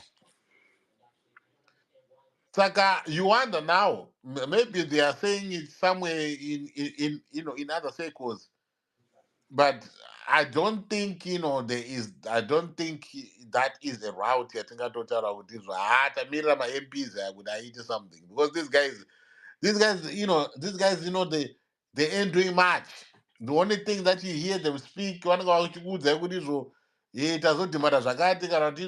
we are going to discuss this. But when it comes to Mangoma issues, you would expect the opposition to take the lead in terms of opposing. Yes. You are not seeing much in terms of the voices out there. I think that's where the challenge is, even among citizens, Kuti. If the MPs are really oppositions, because you go there as oppositions, obviously you are there, you oppose the government or you bring alternative, especially if some of these things are said. We should be hearing the noise just as much as we heard the noise. For example, I think Mateo came in Achitaura Nyakuti as the chairman of what, we need an increment of the second car. We hear all this Nyaya, even as when I went there about challenging, the finances committee. But like you're saying, these stories that you think the opposition would come in, even the 2030 mantra, which is unconstitutional, right? You don't hear them making noise about it. That's where I genuinely don't think, if impeachment has to go, if it was found out, could ED wants to distribute land illegally, something that he must not be doing. He doesn't have the powers Yekudaro and to give it, and which is unconstitutional. Then the MPs should be making noise in the parliament to start with. They should be raising awareness, making their constituents people know, okay, this is what is happening. But nyaya dzatinonzwa vachitra noise, they are totally different issues as opposed to this. So that's why I was asking, challenging, is there political will within those guys, the MPs that are there, Lazaro. Maybe we're judging them, prematurely, given that, Parliament it was recess for the Christmas period. Pamwe pavachadzoka, somebody is going to move a motion in Parliament, or somebody is going to say something about this, in Parliament. After all, we have got Ghana agents gumbo, and also we have got the legal and whatever.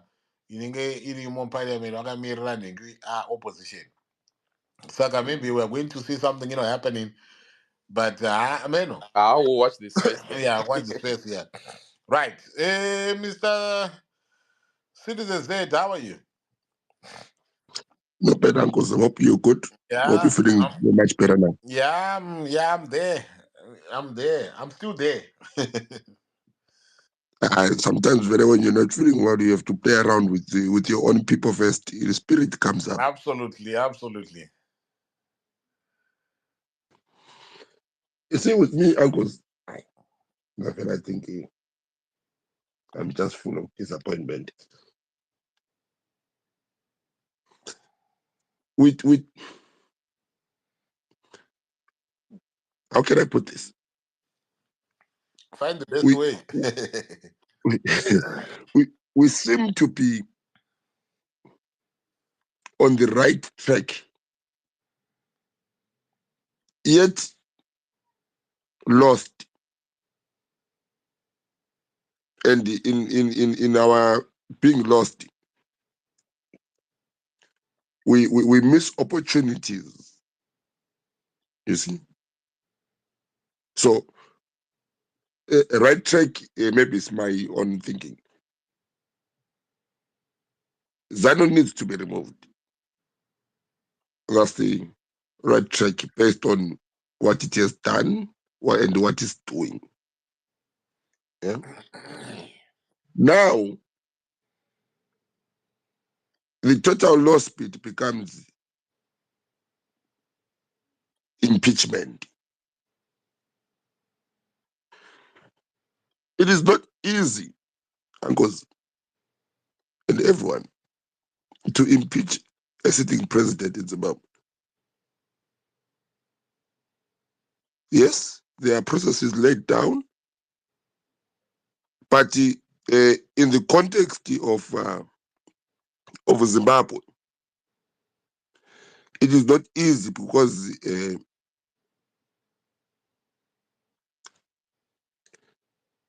it's a process. Yeah. And for you to be able to impeach the person, you have to practically do what 2017 did, and they did not even impeach the person. Yeah. They just turned around and lost the motion, and that was it.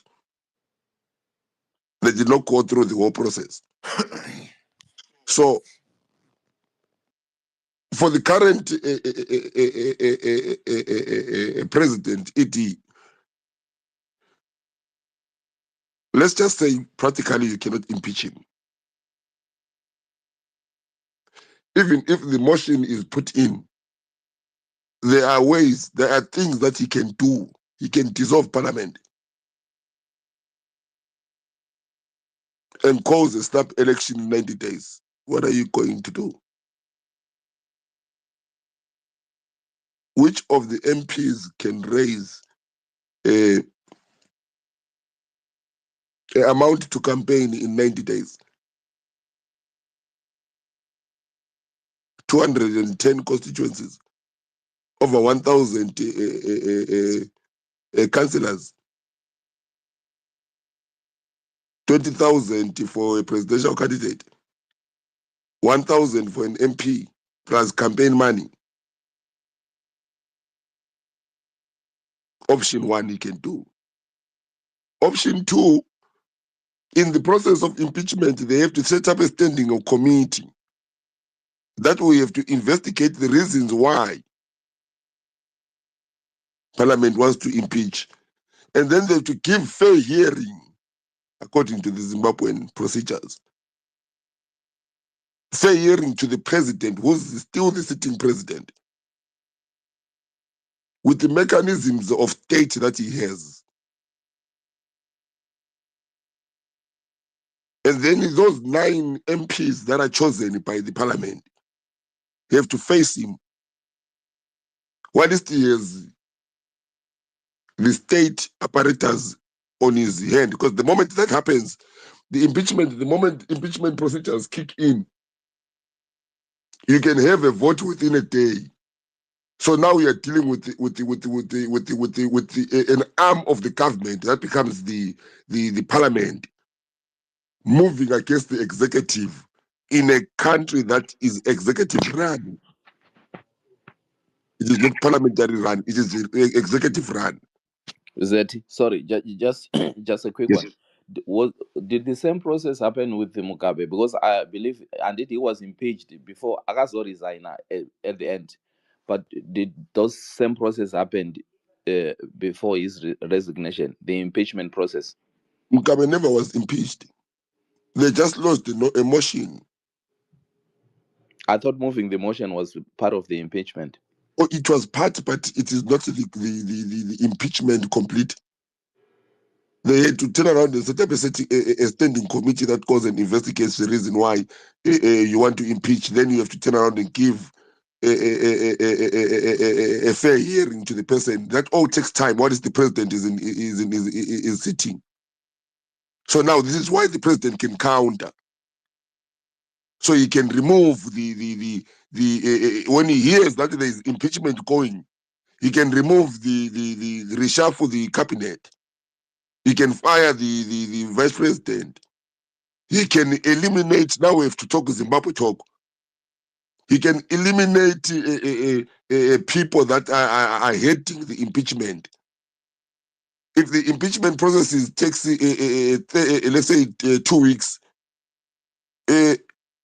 with the executive voting, you can lose your business in 2 weeks. You can be arrested for corruption. You can turn around and meet a black dog on the road. There are a lot of car accidents in Zimbabwe. There's a lot that the executive now, when it stands around and is faced against or facing against the legislation, the legislative arm, there's a lot that the executive can do that the executive arm, the legislative arm cannot do. Yeah. These people have loans. Loans can be called out. Payment of the loans. There's quite a lot that this arm can do. This is what I'm saying. Hopeful, because we're on the right track, but immediately disappointment. Disappointment because we are losing it. Impeachment is not the way to go. Impeachment is a political procedure. Again, for that to happen, someone would have had to have lost political hold, like what Mugabe did. Mugabe had lost the political hold. But for Mugabe to lose political hold, it had taken the loss of Mugabe's political hold is some say from 2012, some say it is very from 1980. So 44 years of chipping out of his political hold by his number two. Now, does the general or anyone else have the same power? Not can they recreate what happened in 2016? Recreating it is not a problem.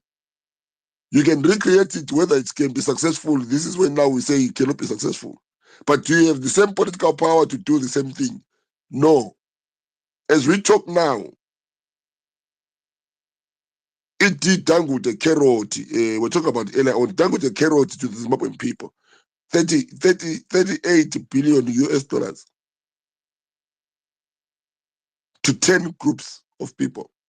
Farmers, 3 point something billion. War vets, 3.8 billion US dollars. They're about to have 20,000 each. Pensioners, 3 point something billion US dollars that they're about to have for the monies that they lost. Farmers,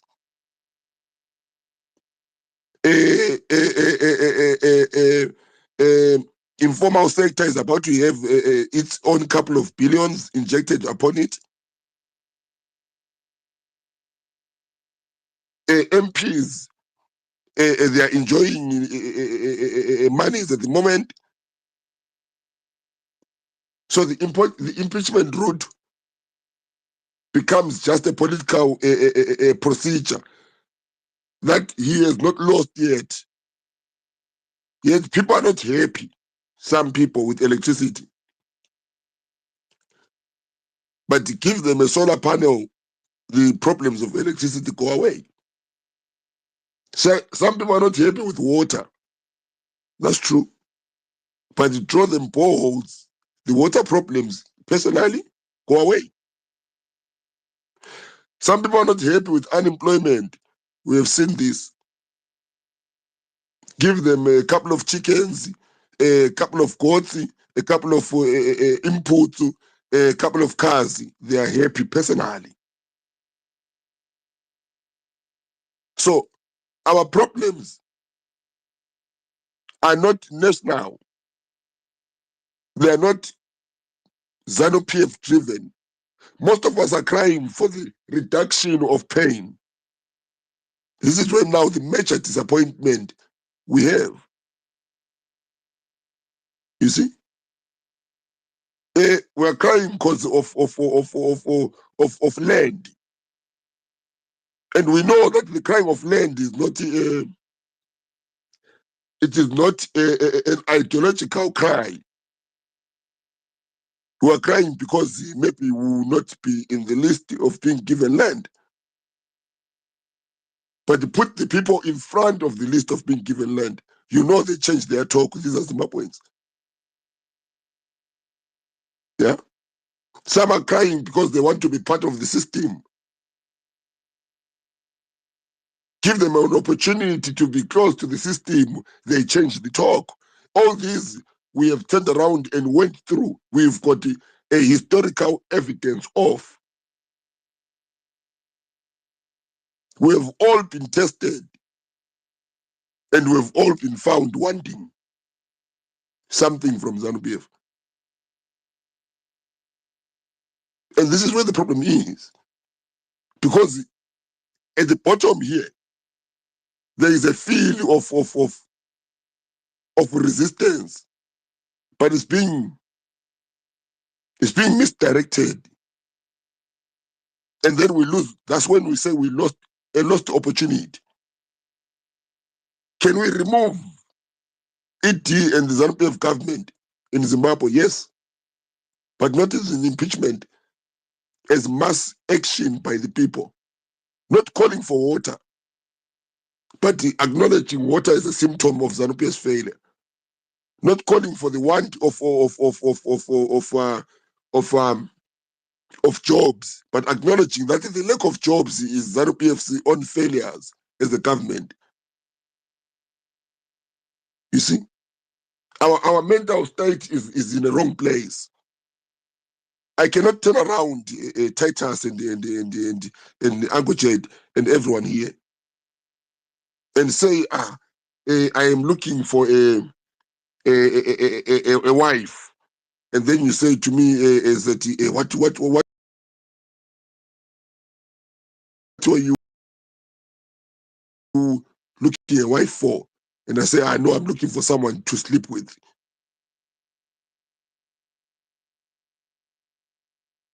Then you start to calculate. And say, but you can sleep. There's a lot of people you can sleep with. Yes, a wife.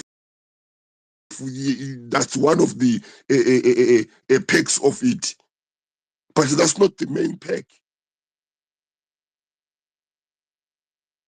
You see, and that's why we're getting it wrong.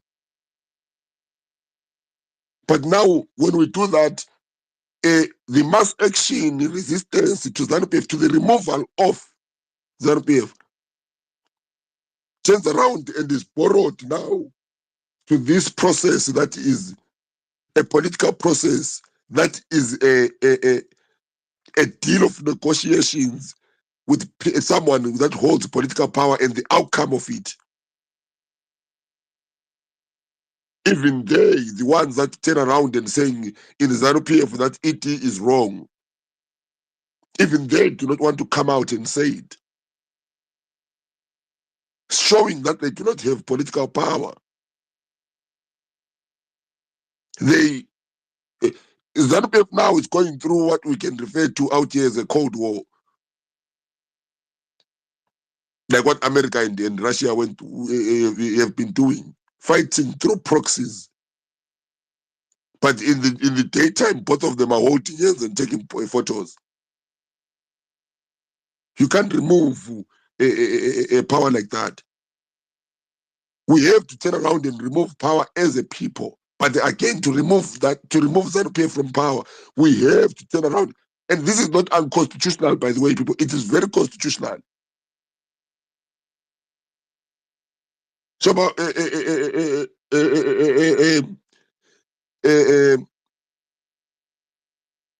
the guy's name? The one that was in Heart and Soul, guys. I already Mawarire. Mm-hmm. He is 50% of what he said is correct. His solution is what is wrong. So 100% of what he said is correct. When he puts in the solution, that's when the solution becomes wrong. He could have just stopped saying impeachment and turned around and went to the constitution that turns around and calls for a mass action for the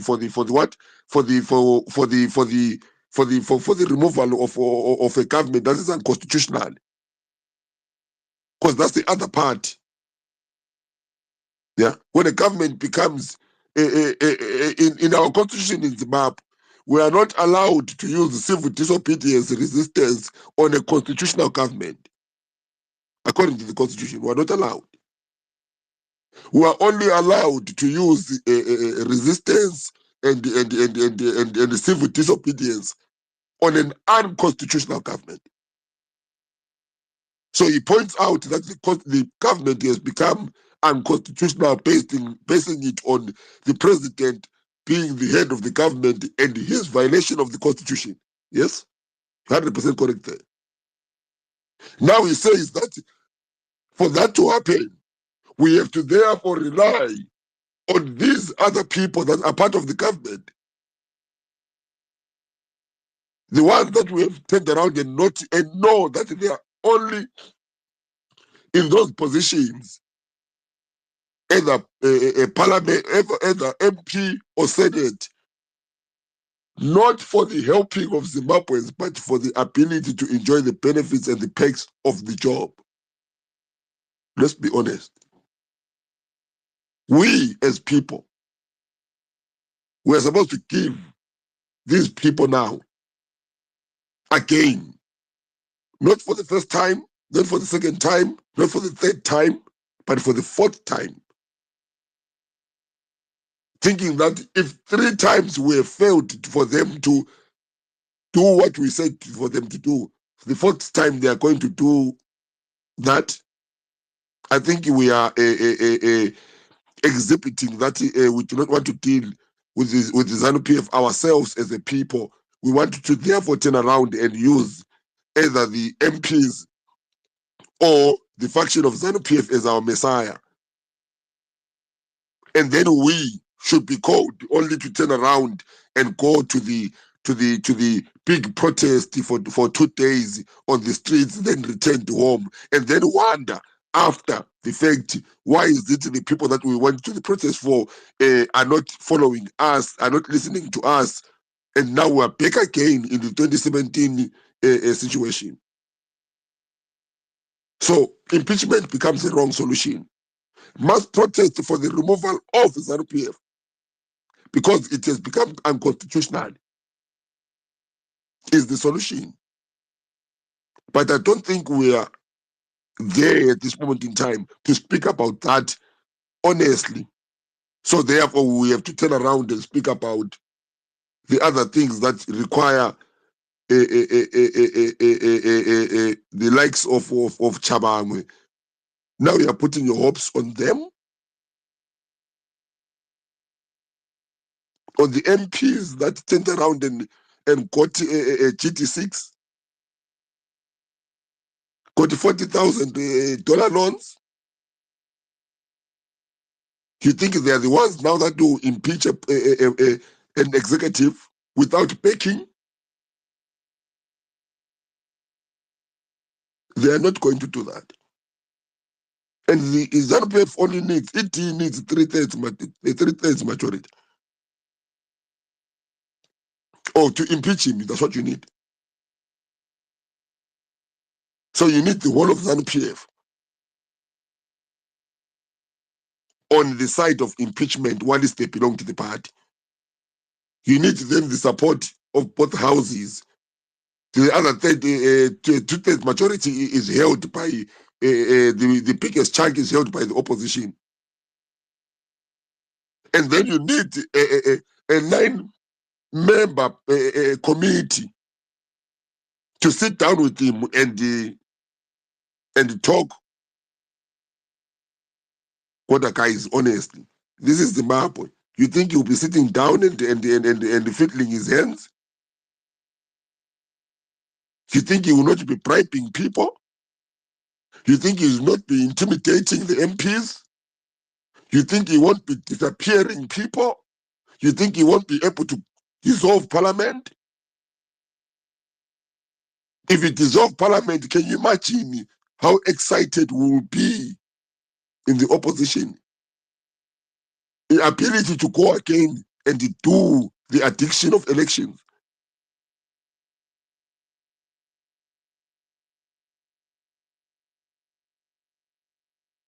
You see where the disappointment comes in? Brink of moving to remove ZANU-PF, and we're squandering it as it happens because we do not want to deal with the truth that we have the power as a people if we organize and remove this thing for good. And we do not, therefore, I'll finish up with this, and we do not turn around and owe anyone. We do not turn around and owe anyone because we would have done it ourselves and would have freed ourselves, not someone coming in to give us temporal freedom.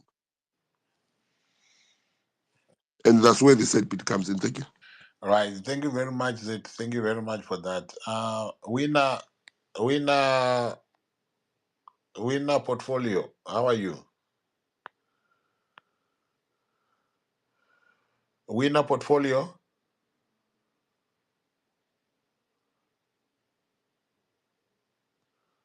Hello, can you hear me now? Yeah, I can hear you. I can hear you. Thank you very much for holding. You can take the mic, please. Right, yeah. Thank you so much for the platform. I have listened to a few. I'll just go straight to the point. I'm just seeing the topical issue says ED has gone rogue and must be impeached, says Mawarire. So in short, we are like having a problem in Zimbabwe. But one have actually came up with an assertion that what the first citizen is doing is not honesty or is scoundrel. Of course, he chose the word rocky. Right. I think from the word go, we do have an executive sitting in the echelons of power who is actually not having the backing or the trust of the people whom he is leading. We like have a captain who is not even a player in that game. Maybe if I may put it in that way. Then the assertor goes on to proffer a solution of impeachment. I think the assertor is a constitutionalist. I don't know whether you can hear me loud and clear there. Please go ahead. We are hearing you. Please go ahead. All right, that's fine. Because I just wanted to see whether I am transacting with everyone or I'm speaking to myself. Right, so I am saying my point is surely we do have a serious problem in Zimbabwe whereby we actually don't have the executive. The executive we are having accept powers, accept everything. They actually gave themselves. So by having said that, it simply follows that a lot of problems emanate from that. So we have got a national crisis that hasn't been solved. These other things are just symptoms of a national crisis. We still need to go back to the drawing board and identify our national crisis and move from that angle after having identified that this is our national crisis. Instead of saying the individual is our national crisis, we have been in that road before. We thought the former president Robert Gabriel Mugabe was a national crisis. Little did we know that the national crisis actually was the system which he was at the head of it, which he was heading. He was just the face of it, but the system is still within us and is still with us. It has actually showed up through the deterioration of everything. My last visit in Zim, I think in December last year, that was actually a different Zim which I used to know. I can't mention all these things that have deteriorated from ablation facilities, the water and reticulation, everything, the lack of water, electricity, power, just to name but a few. So from what I can say in short, we still need to actually identify our national crisis. This the assertor Jealous Mawarire have identified the face of it, of which we know that in Shona we say the rotting of the fish starts from the top. I think on that he is spot on. But now on the proposal of impeaching him, I think there we need to have a national dialogue. I can see that the person whom I spoke after suggested a mass action.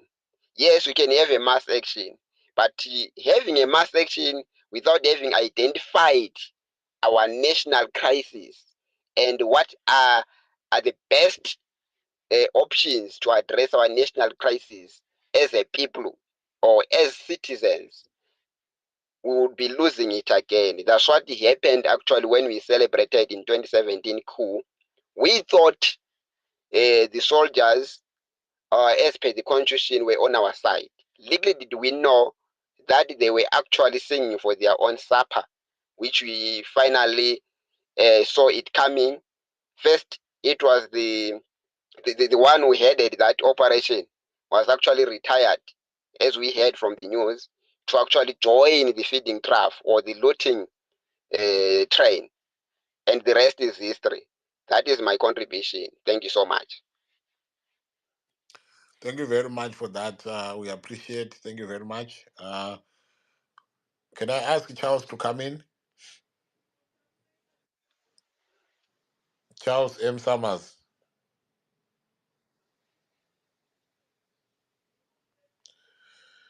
Charles, are you there?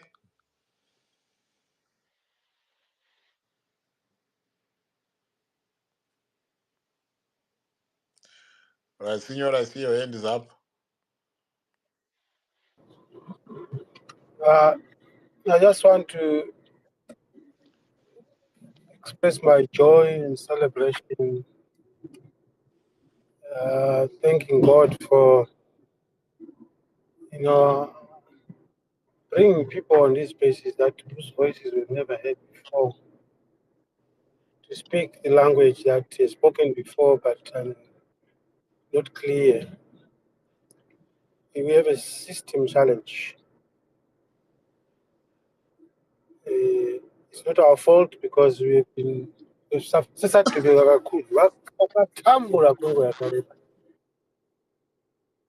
so much that I'm trying to find a better word which is not hurtful. But a rogue word, it would be we are a confused nation now. Tanyarara tese kuzvinizvi, tanyarara kuti zii. I hope it's not because when that came, I would like to say that's probably what I was trying to articulate, which was saying, Tanyora Pakuti, have we forgotten? Are we now moving our jacket from political jacket to revolution yatata kutanga, which was now nice and good? We are now removing, before we even wear the first arm, we are now attracted to impeachment. My apology, I mistook jealous Mawarire for Pastor Mawarire, but they are one and same people, not as well one. And coincidentally, they were both involved in the flag project. But jealous, madi kutipa introduction ya jealous na nyamashisha. Munodarire kuna nyamashisha. Munodarire nyamashisha. Madi kutipa introduction ya jealous. The spokesman wa Mugabe. I think I made it clear with this. Ndiani akataura mashoko painterview yacho ndofunga manokopinda pandaisa introduction. Muna kutaura. I will leave aside I clashed personally naye gatekeeper wa Mugabe. Something I want but zvavataura panjakaipa here pane zvavataura. Mozondibvunza ndanyatsopinda nenyaya. So the two gentlemen, tangoti changouya nemhepo nacho. Mataura panapa, tataurwa panapa. Impeachment. It's a constitutional guideline which is provoked by the same people that have let us down. Are we okay? Are we for real, comrades, in our head? I included, that we are in the process of healing after being disappointed by these people. But we want to jump the gun and miraculously have somebody who speaks to speaks our language in our favor. But we've admitted that nhamo dzedu tiri toga, tiri kunyaradzana, hapana 6 months. So the question is, how do we feel? Are we arguing with the constitutional guidelines, which sums up, it's a game for politicians. Impeachment is not our game. We are not beneficiaries. Even if you put aside the in courts negativity, that is it can sound negativity, but it's real. But who are the players? So we want to try them again, test them again, try them, test, try. Let's wake up, Zimbabweans. Look, we talk recklessly, repeating the same thing over and over again, it's insanity. It's not just elections. It can be even your thought process, what you think. If you are not objective, if you do not understand your problem, your real problem is. So it seems we don't anchor on our problem. So the previous speaker spoke. We need to revisit and identify. It's a complicated situation, but we can surpass that complication. I can't tell you why I'm saying this. I'll contradict and make you laugh to say I don't know, but I have a feeling. The feeling is strong, but not what we are following. Who is Mawarire?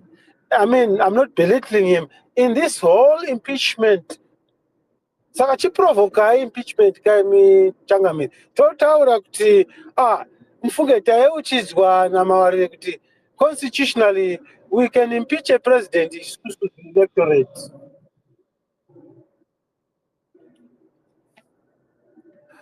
I really don't know how we can come out of this situation. But I think the formula of coming out of this problematic situation, it's accepting not to be in denial of reality. This is real, and I would like to yield my mic. Zero in. I didn't know, you didn't know, we are all emotional. Now we know what impeachment is. Can we know even better? The possibility, the impossibilities. I see all this directed, but okay, what's in it for us?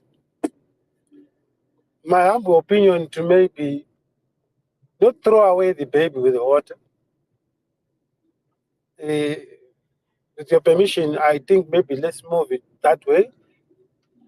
Check through us, through you, check from us if we have a shared understanding of what was said here. The system challenge the processes of impeachment, or we are still in a dilemma. Right. Thank you very much. Ndawa, can you come in, please? Ndawa, come in. Thank you, Uncle. I'm sorry, I have connection problems here. I heard Signoro speaking, but I couldn't clearly hear him. I raised my hand just to throw in my 2 cents in this discussion. James Mawarire's suggestion about impeachment is 100% correct. But knowing who James Mawarire is, I take it with a pinch of salt. If you look at James Mawarire, historically, he rushed us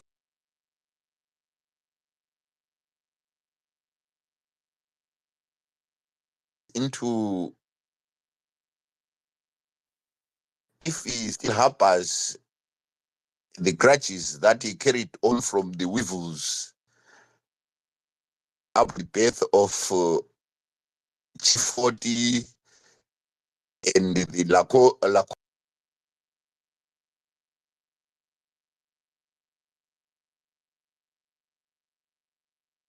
good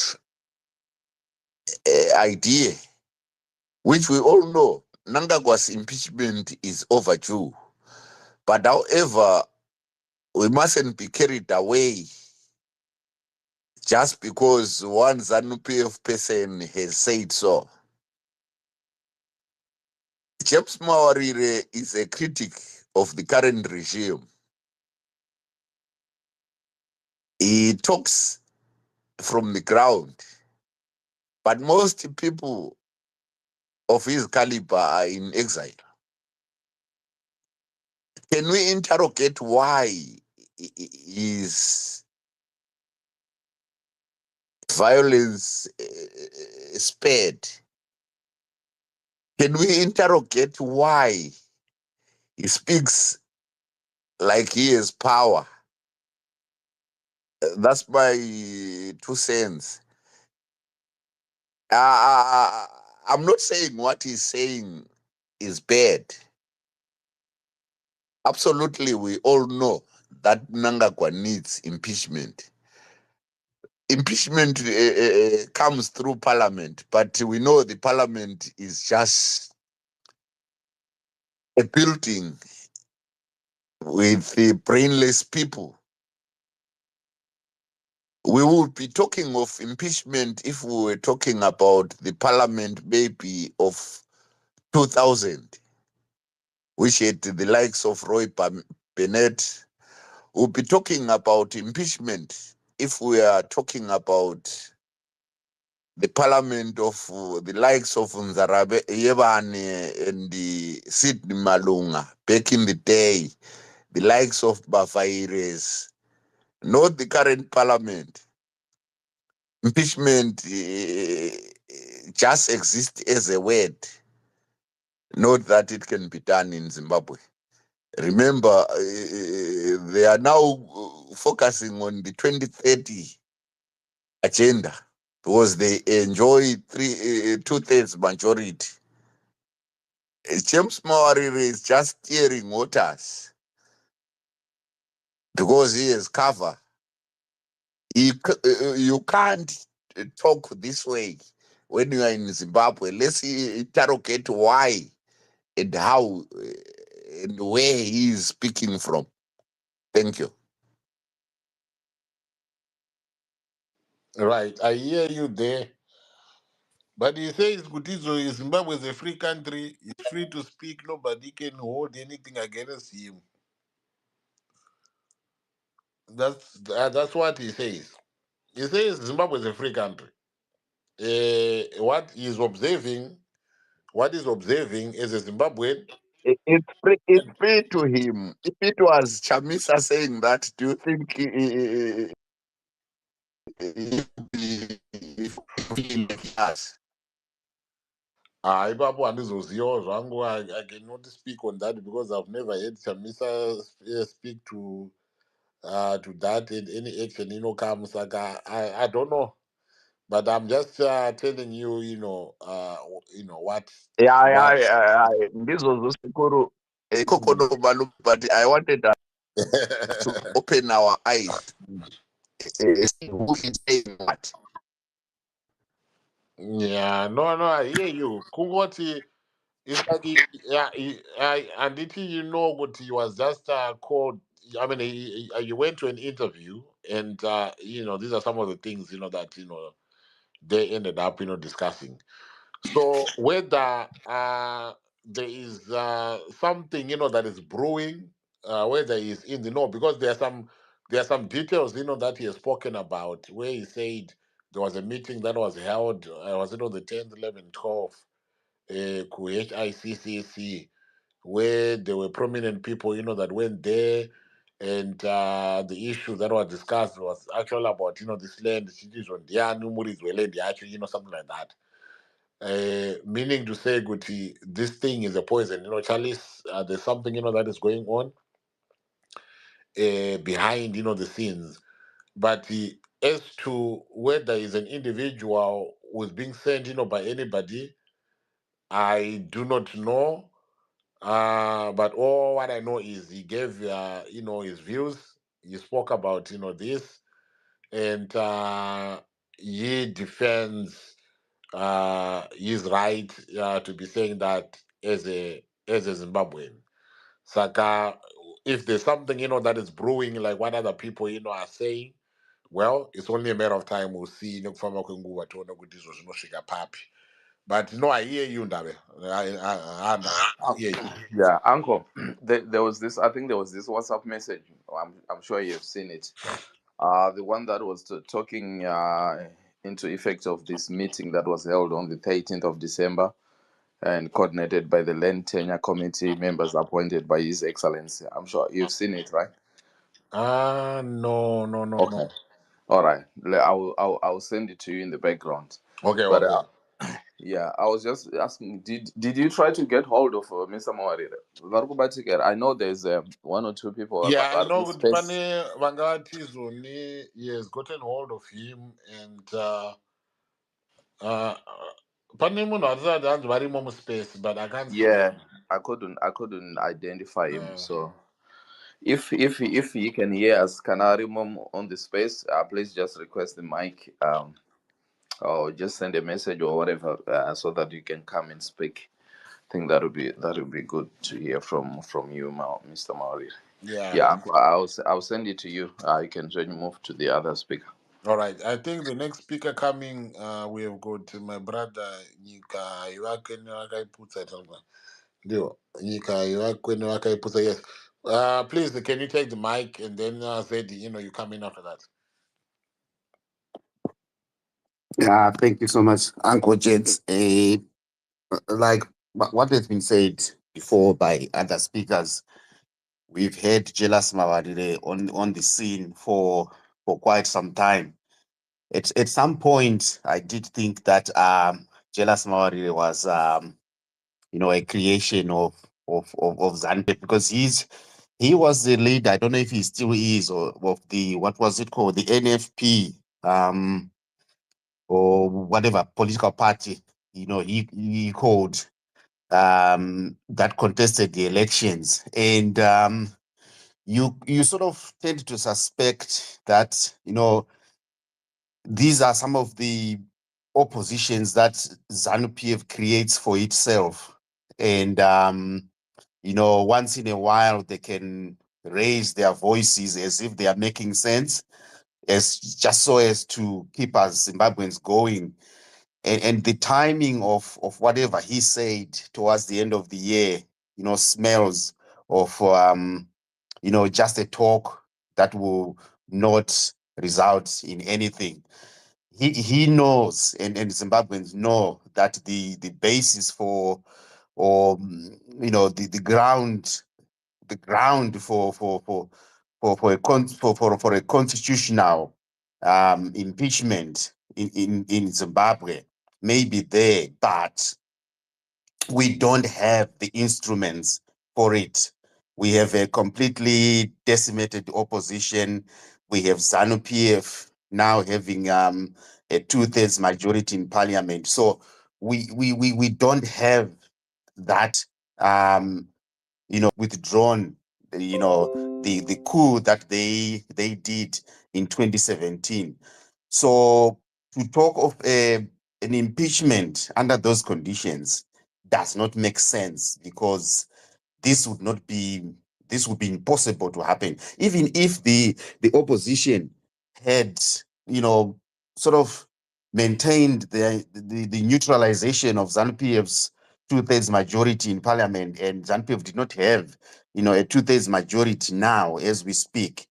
The mere fact that the army still hasn't withdrawn its coup status of 2017, we would not have successfully impeached Mnangagwa. But there is a lot of ground for that to happen in a normal country. But for Zimbabwe, we're talking about an abnormal country where things like that, which could happen in a normal country, may not be able to happen. Even in countries where there is democracy, impeachment is a very, very difficult process. I think some of you who have been watching the American political scene would know how difficult it is to impeach a president, and how long a process it can take, and how sometimes it may not result in the removal of that president. Those of you who remember the days of Bill Clinton and I think Donald Trump, I think there was a way, there was a time when they wanted to impeach him. I can't remember very well how that turned out, but I do remember Bill Clinton's issue, that he ended up remaining in power.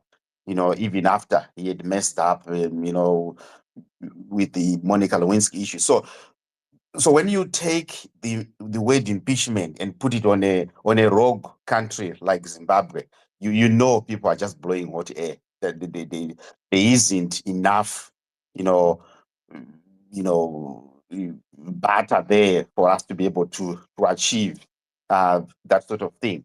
So my suspicion is, Jealous Mawarire comes in at very strategic times and seems he's like Jim Kunaka. They come in at different times of our political season in Zimbabwe and just throw something in there and then that can keep us going for quite some time. Just like we have the Smith, the Ian Douglas Smith issue being thrown at us as well by ZANU PF CIOs. Just to keep us going in 2025. So there's nothing there. We need impeachment, yes, but I don't know if that can happen in the next 50 years. But at the moment, we don't have enough power to be able to do that. Thank you so much. Right. Thank you very much for that. Right. Yeah, I'm off the one at somebody. Uh, do you want me to read it? Yeah, please just share. All right. And this on the Tambai. Good afternoon, members. We advise that we were invited to attend the stakeholders engagement consultative meeting on land tenure implementation program on 13 December 2024. The meeting was coordinated by the Land Tenure Committee members appointed by His Excellency the President of Zimbabwe. Highlights of the points that came out of the meeting included: number one, the existing offer letters, 99-year leases, and permits were now absolute, and no new ones will be issued. These will now be replaced by new title deeds, which will be bankable. The sitting tenants or current farm owners will buy their farms and thereafter offered title deeds to their farms. The cost price per square meter will range from US dollar 0.03 to US dollar 0.10, depending on the region where the farm is located. As an example, farms located in a region where cost price is US dollar 0.05 per square meter, the cost will be US dollar 500 per hectare. You will then multiply that figure with the number of hectares of your farm. Number five, where a farmer is able to raise the purchase price in cash, a discount will be given. Number six, in the case where a farmer does not have resources to pay cash, the farmer will approach the following banks: AFC, CBZ, FBC, and POSB for a mortgage bond. The mortgage bond will be repayable over a period of 20 years. The interest rate for the mortgage bond will be 7.5% per annum. The bank will hold on to the title deed until amount outstanding on mortgage loan has been repaid in full. An evaluation team will come to the farm to determine the purchase price of the farm you'll be expected to pay. Any infrastructure improvements the farmer would have done since moving on to the farm will be taken into consideration and will be offset against the determined purchase price of the farm.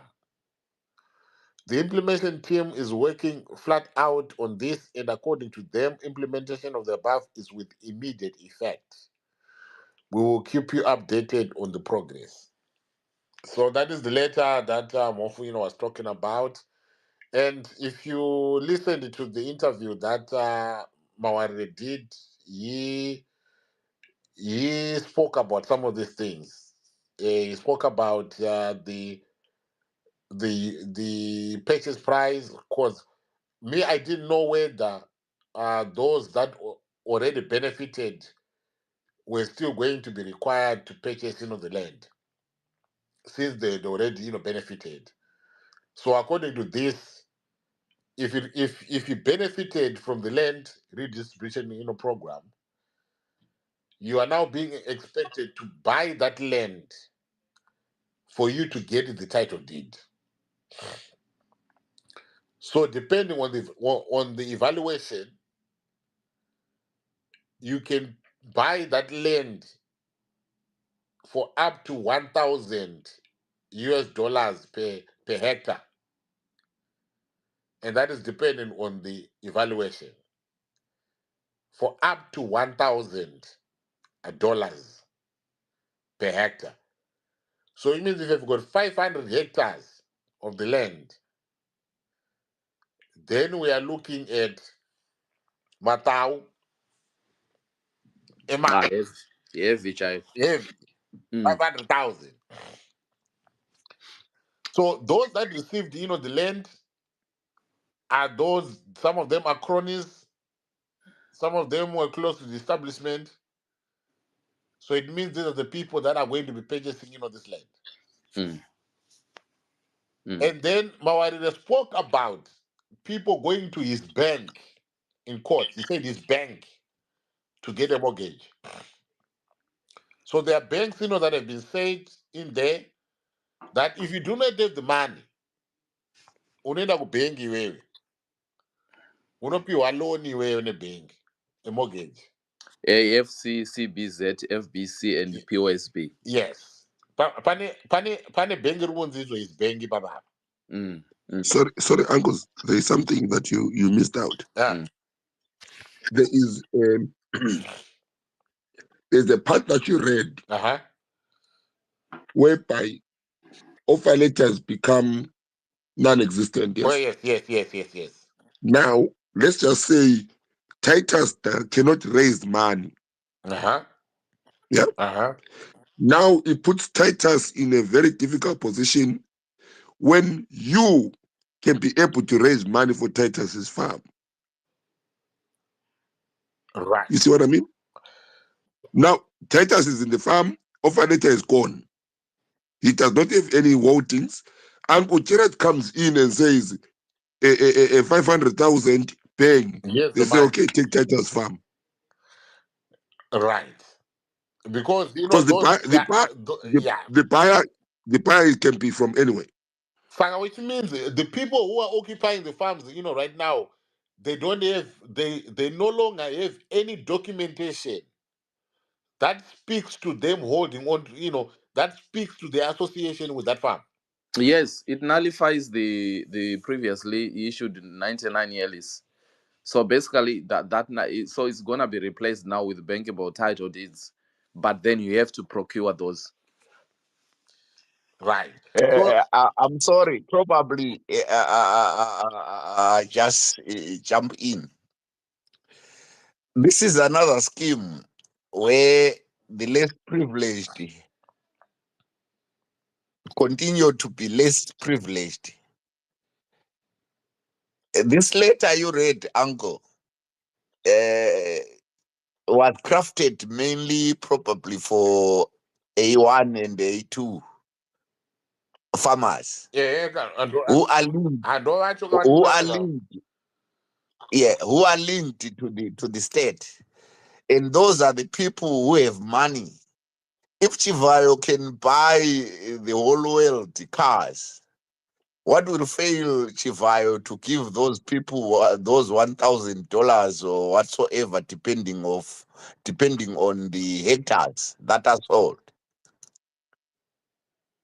yeah. They just want to give themselves leases, disguising as if they are selling, but that's not the case. Right. So I would like to say something, Yamasha, kana ground right clear Oh, all on right. that land issue. Yeah. okay, all right. Mira ndipedze explanation now. Saka, thanks that for bringing in that issue. So that means if you do not have anything that speaks to you owning or having any right, to that farm, it means you are going to be forking out whatever money that you need to fork out depending on the evaluation that would have been done on the farm. Or if you don't have the money, then you go to these banks, you get a loan at 7.5% interest per annum, and my title deeds munokozivawo ka inenge yacollateral no collateral inoenda kubank, saka Yes. bank will hold on to that until you finish paying your loan per 20 year period. If you default, munokozivawo zvinoitika kana munhu akadefaulta. If you default on any repayments, you stand to lose, the farm. Absolutely. So it means I'm about to create another avenue of farm ownership by the banks. That's right. Yeah, pakaipa. So, so uncle, when I was speaking to this economist Ariko. Yeah. So angachi, and when we were sharing this, angachi taura kuti firstly, because it's a shift from from the fundamental land tenure government, the 99-year lease. Mhm. Basically pani change, but the first one here a financial burden kuma farmers, because basically requiring farmers to purchase the land they already occupy is going to impose a significant financial burden, particularly whenever my farms are akakura, because the vanga uchite US dollar 0.55p, I may not do 5 zig 5 whatever 5 pence per square meter, US 500 per hectare. So basically when people that have got big farmers is going it will be a big financial challenge for them. So many farmers who have resettled during the land reform program may not have the financial capacity to pay upfront of the 20-year mortgage. It runs 7.5%. So it's a potential threat to farmer security. Then if you look on the economic implications, actually economically, Kutima bankable title deeds, and the idea is they unlock financial opportunities to the farmers, right, by enabling them to use that as you were saying land collateral, right? But if you look at it, yes, and I mean on paper, I think it looks all good because it's a good like investment and all that. But then if you look my banks, those banks that have been mentioned there, AFC, CBZ, FBC, and POSB, vane capacity here, vane willingness here to provide these mortgages at that scale. And Is this bank? some of them, they are owned by Ngipa, by Tagwire Food Saga. Well, but you see how it comes. Are they going to evaluate these farmers individually? Then, yeah. So capacity achoka inenge ine corruption, inenge ine kuzivana, inenge ine, and it's just going to be vanopi wama repayments actually, through. I'm not so sure about that. Then the last. So you allow me? Okay, one It's last okay. point before I allow you. So then vataura nyaya yekuti evaluation team hanzi pachaita evaluation team inenge ichiuya ichiita determine the purchase price, vanotarisa kuti have you developed the land, which side of the land are you in.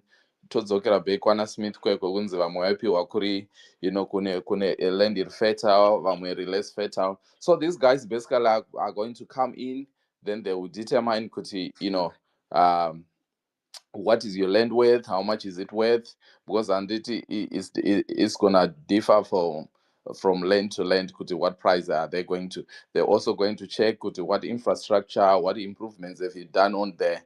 So zvinhu zvacho zvese zvinoda transparency, zvinoda fairness, and are you going to get that? So for me, uncle, this one is going to be very, very tricky, but it opens, like what is Zeti and Ndaba was saying, it opens a whole lot of other shenanigans that, you know what, pane vanhu vakatochironga kudara chinhu ichi. Yeah, bagaipa.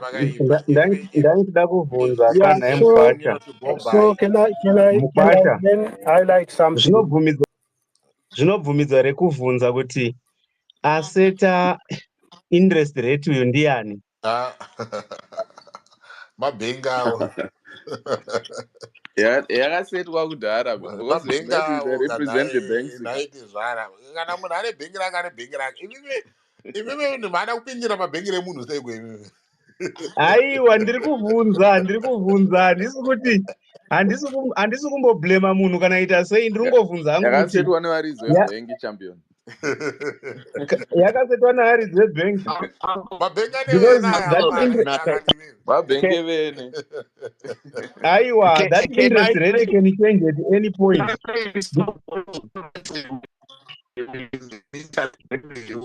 Just 2 minutes. Yeah, your mic is very, your mic is bad. Yeah.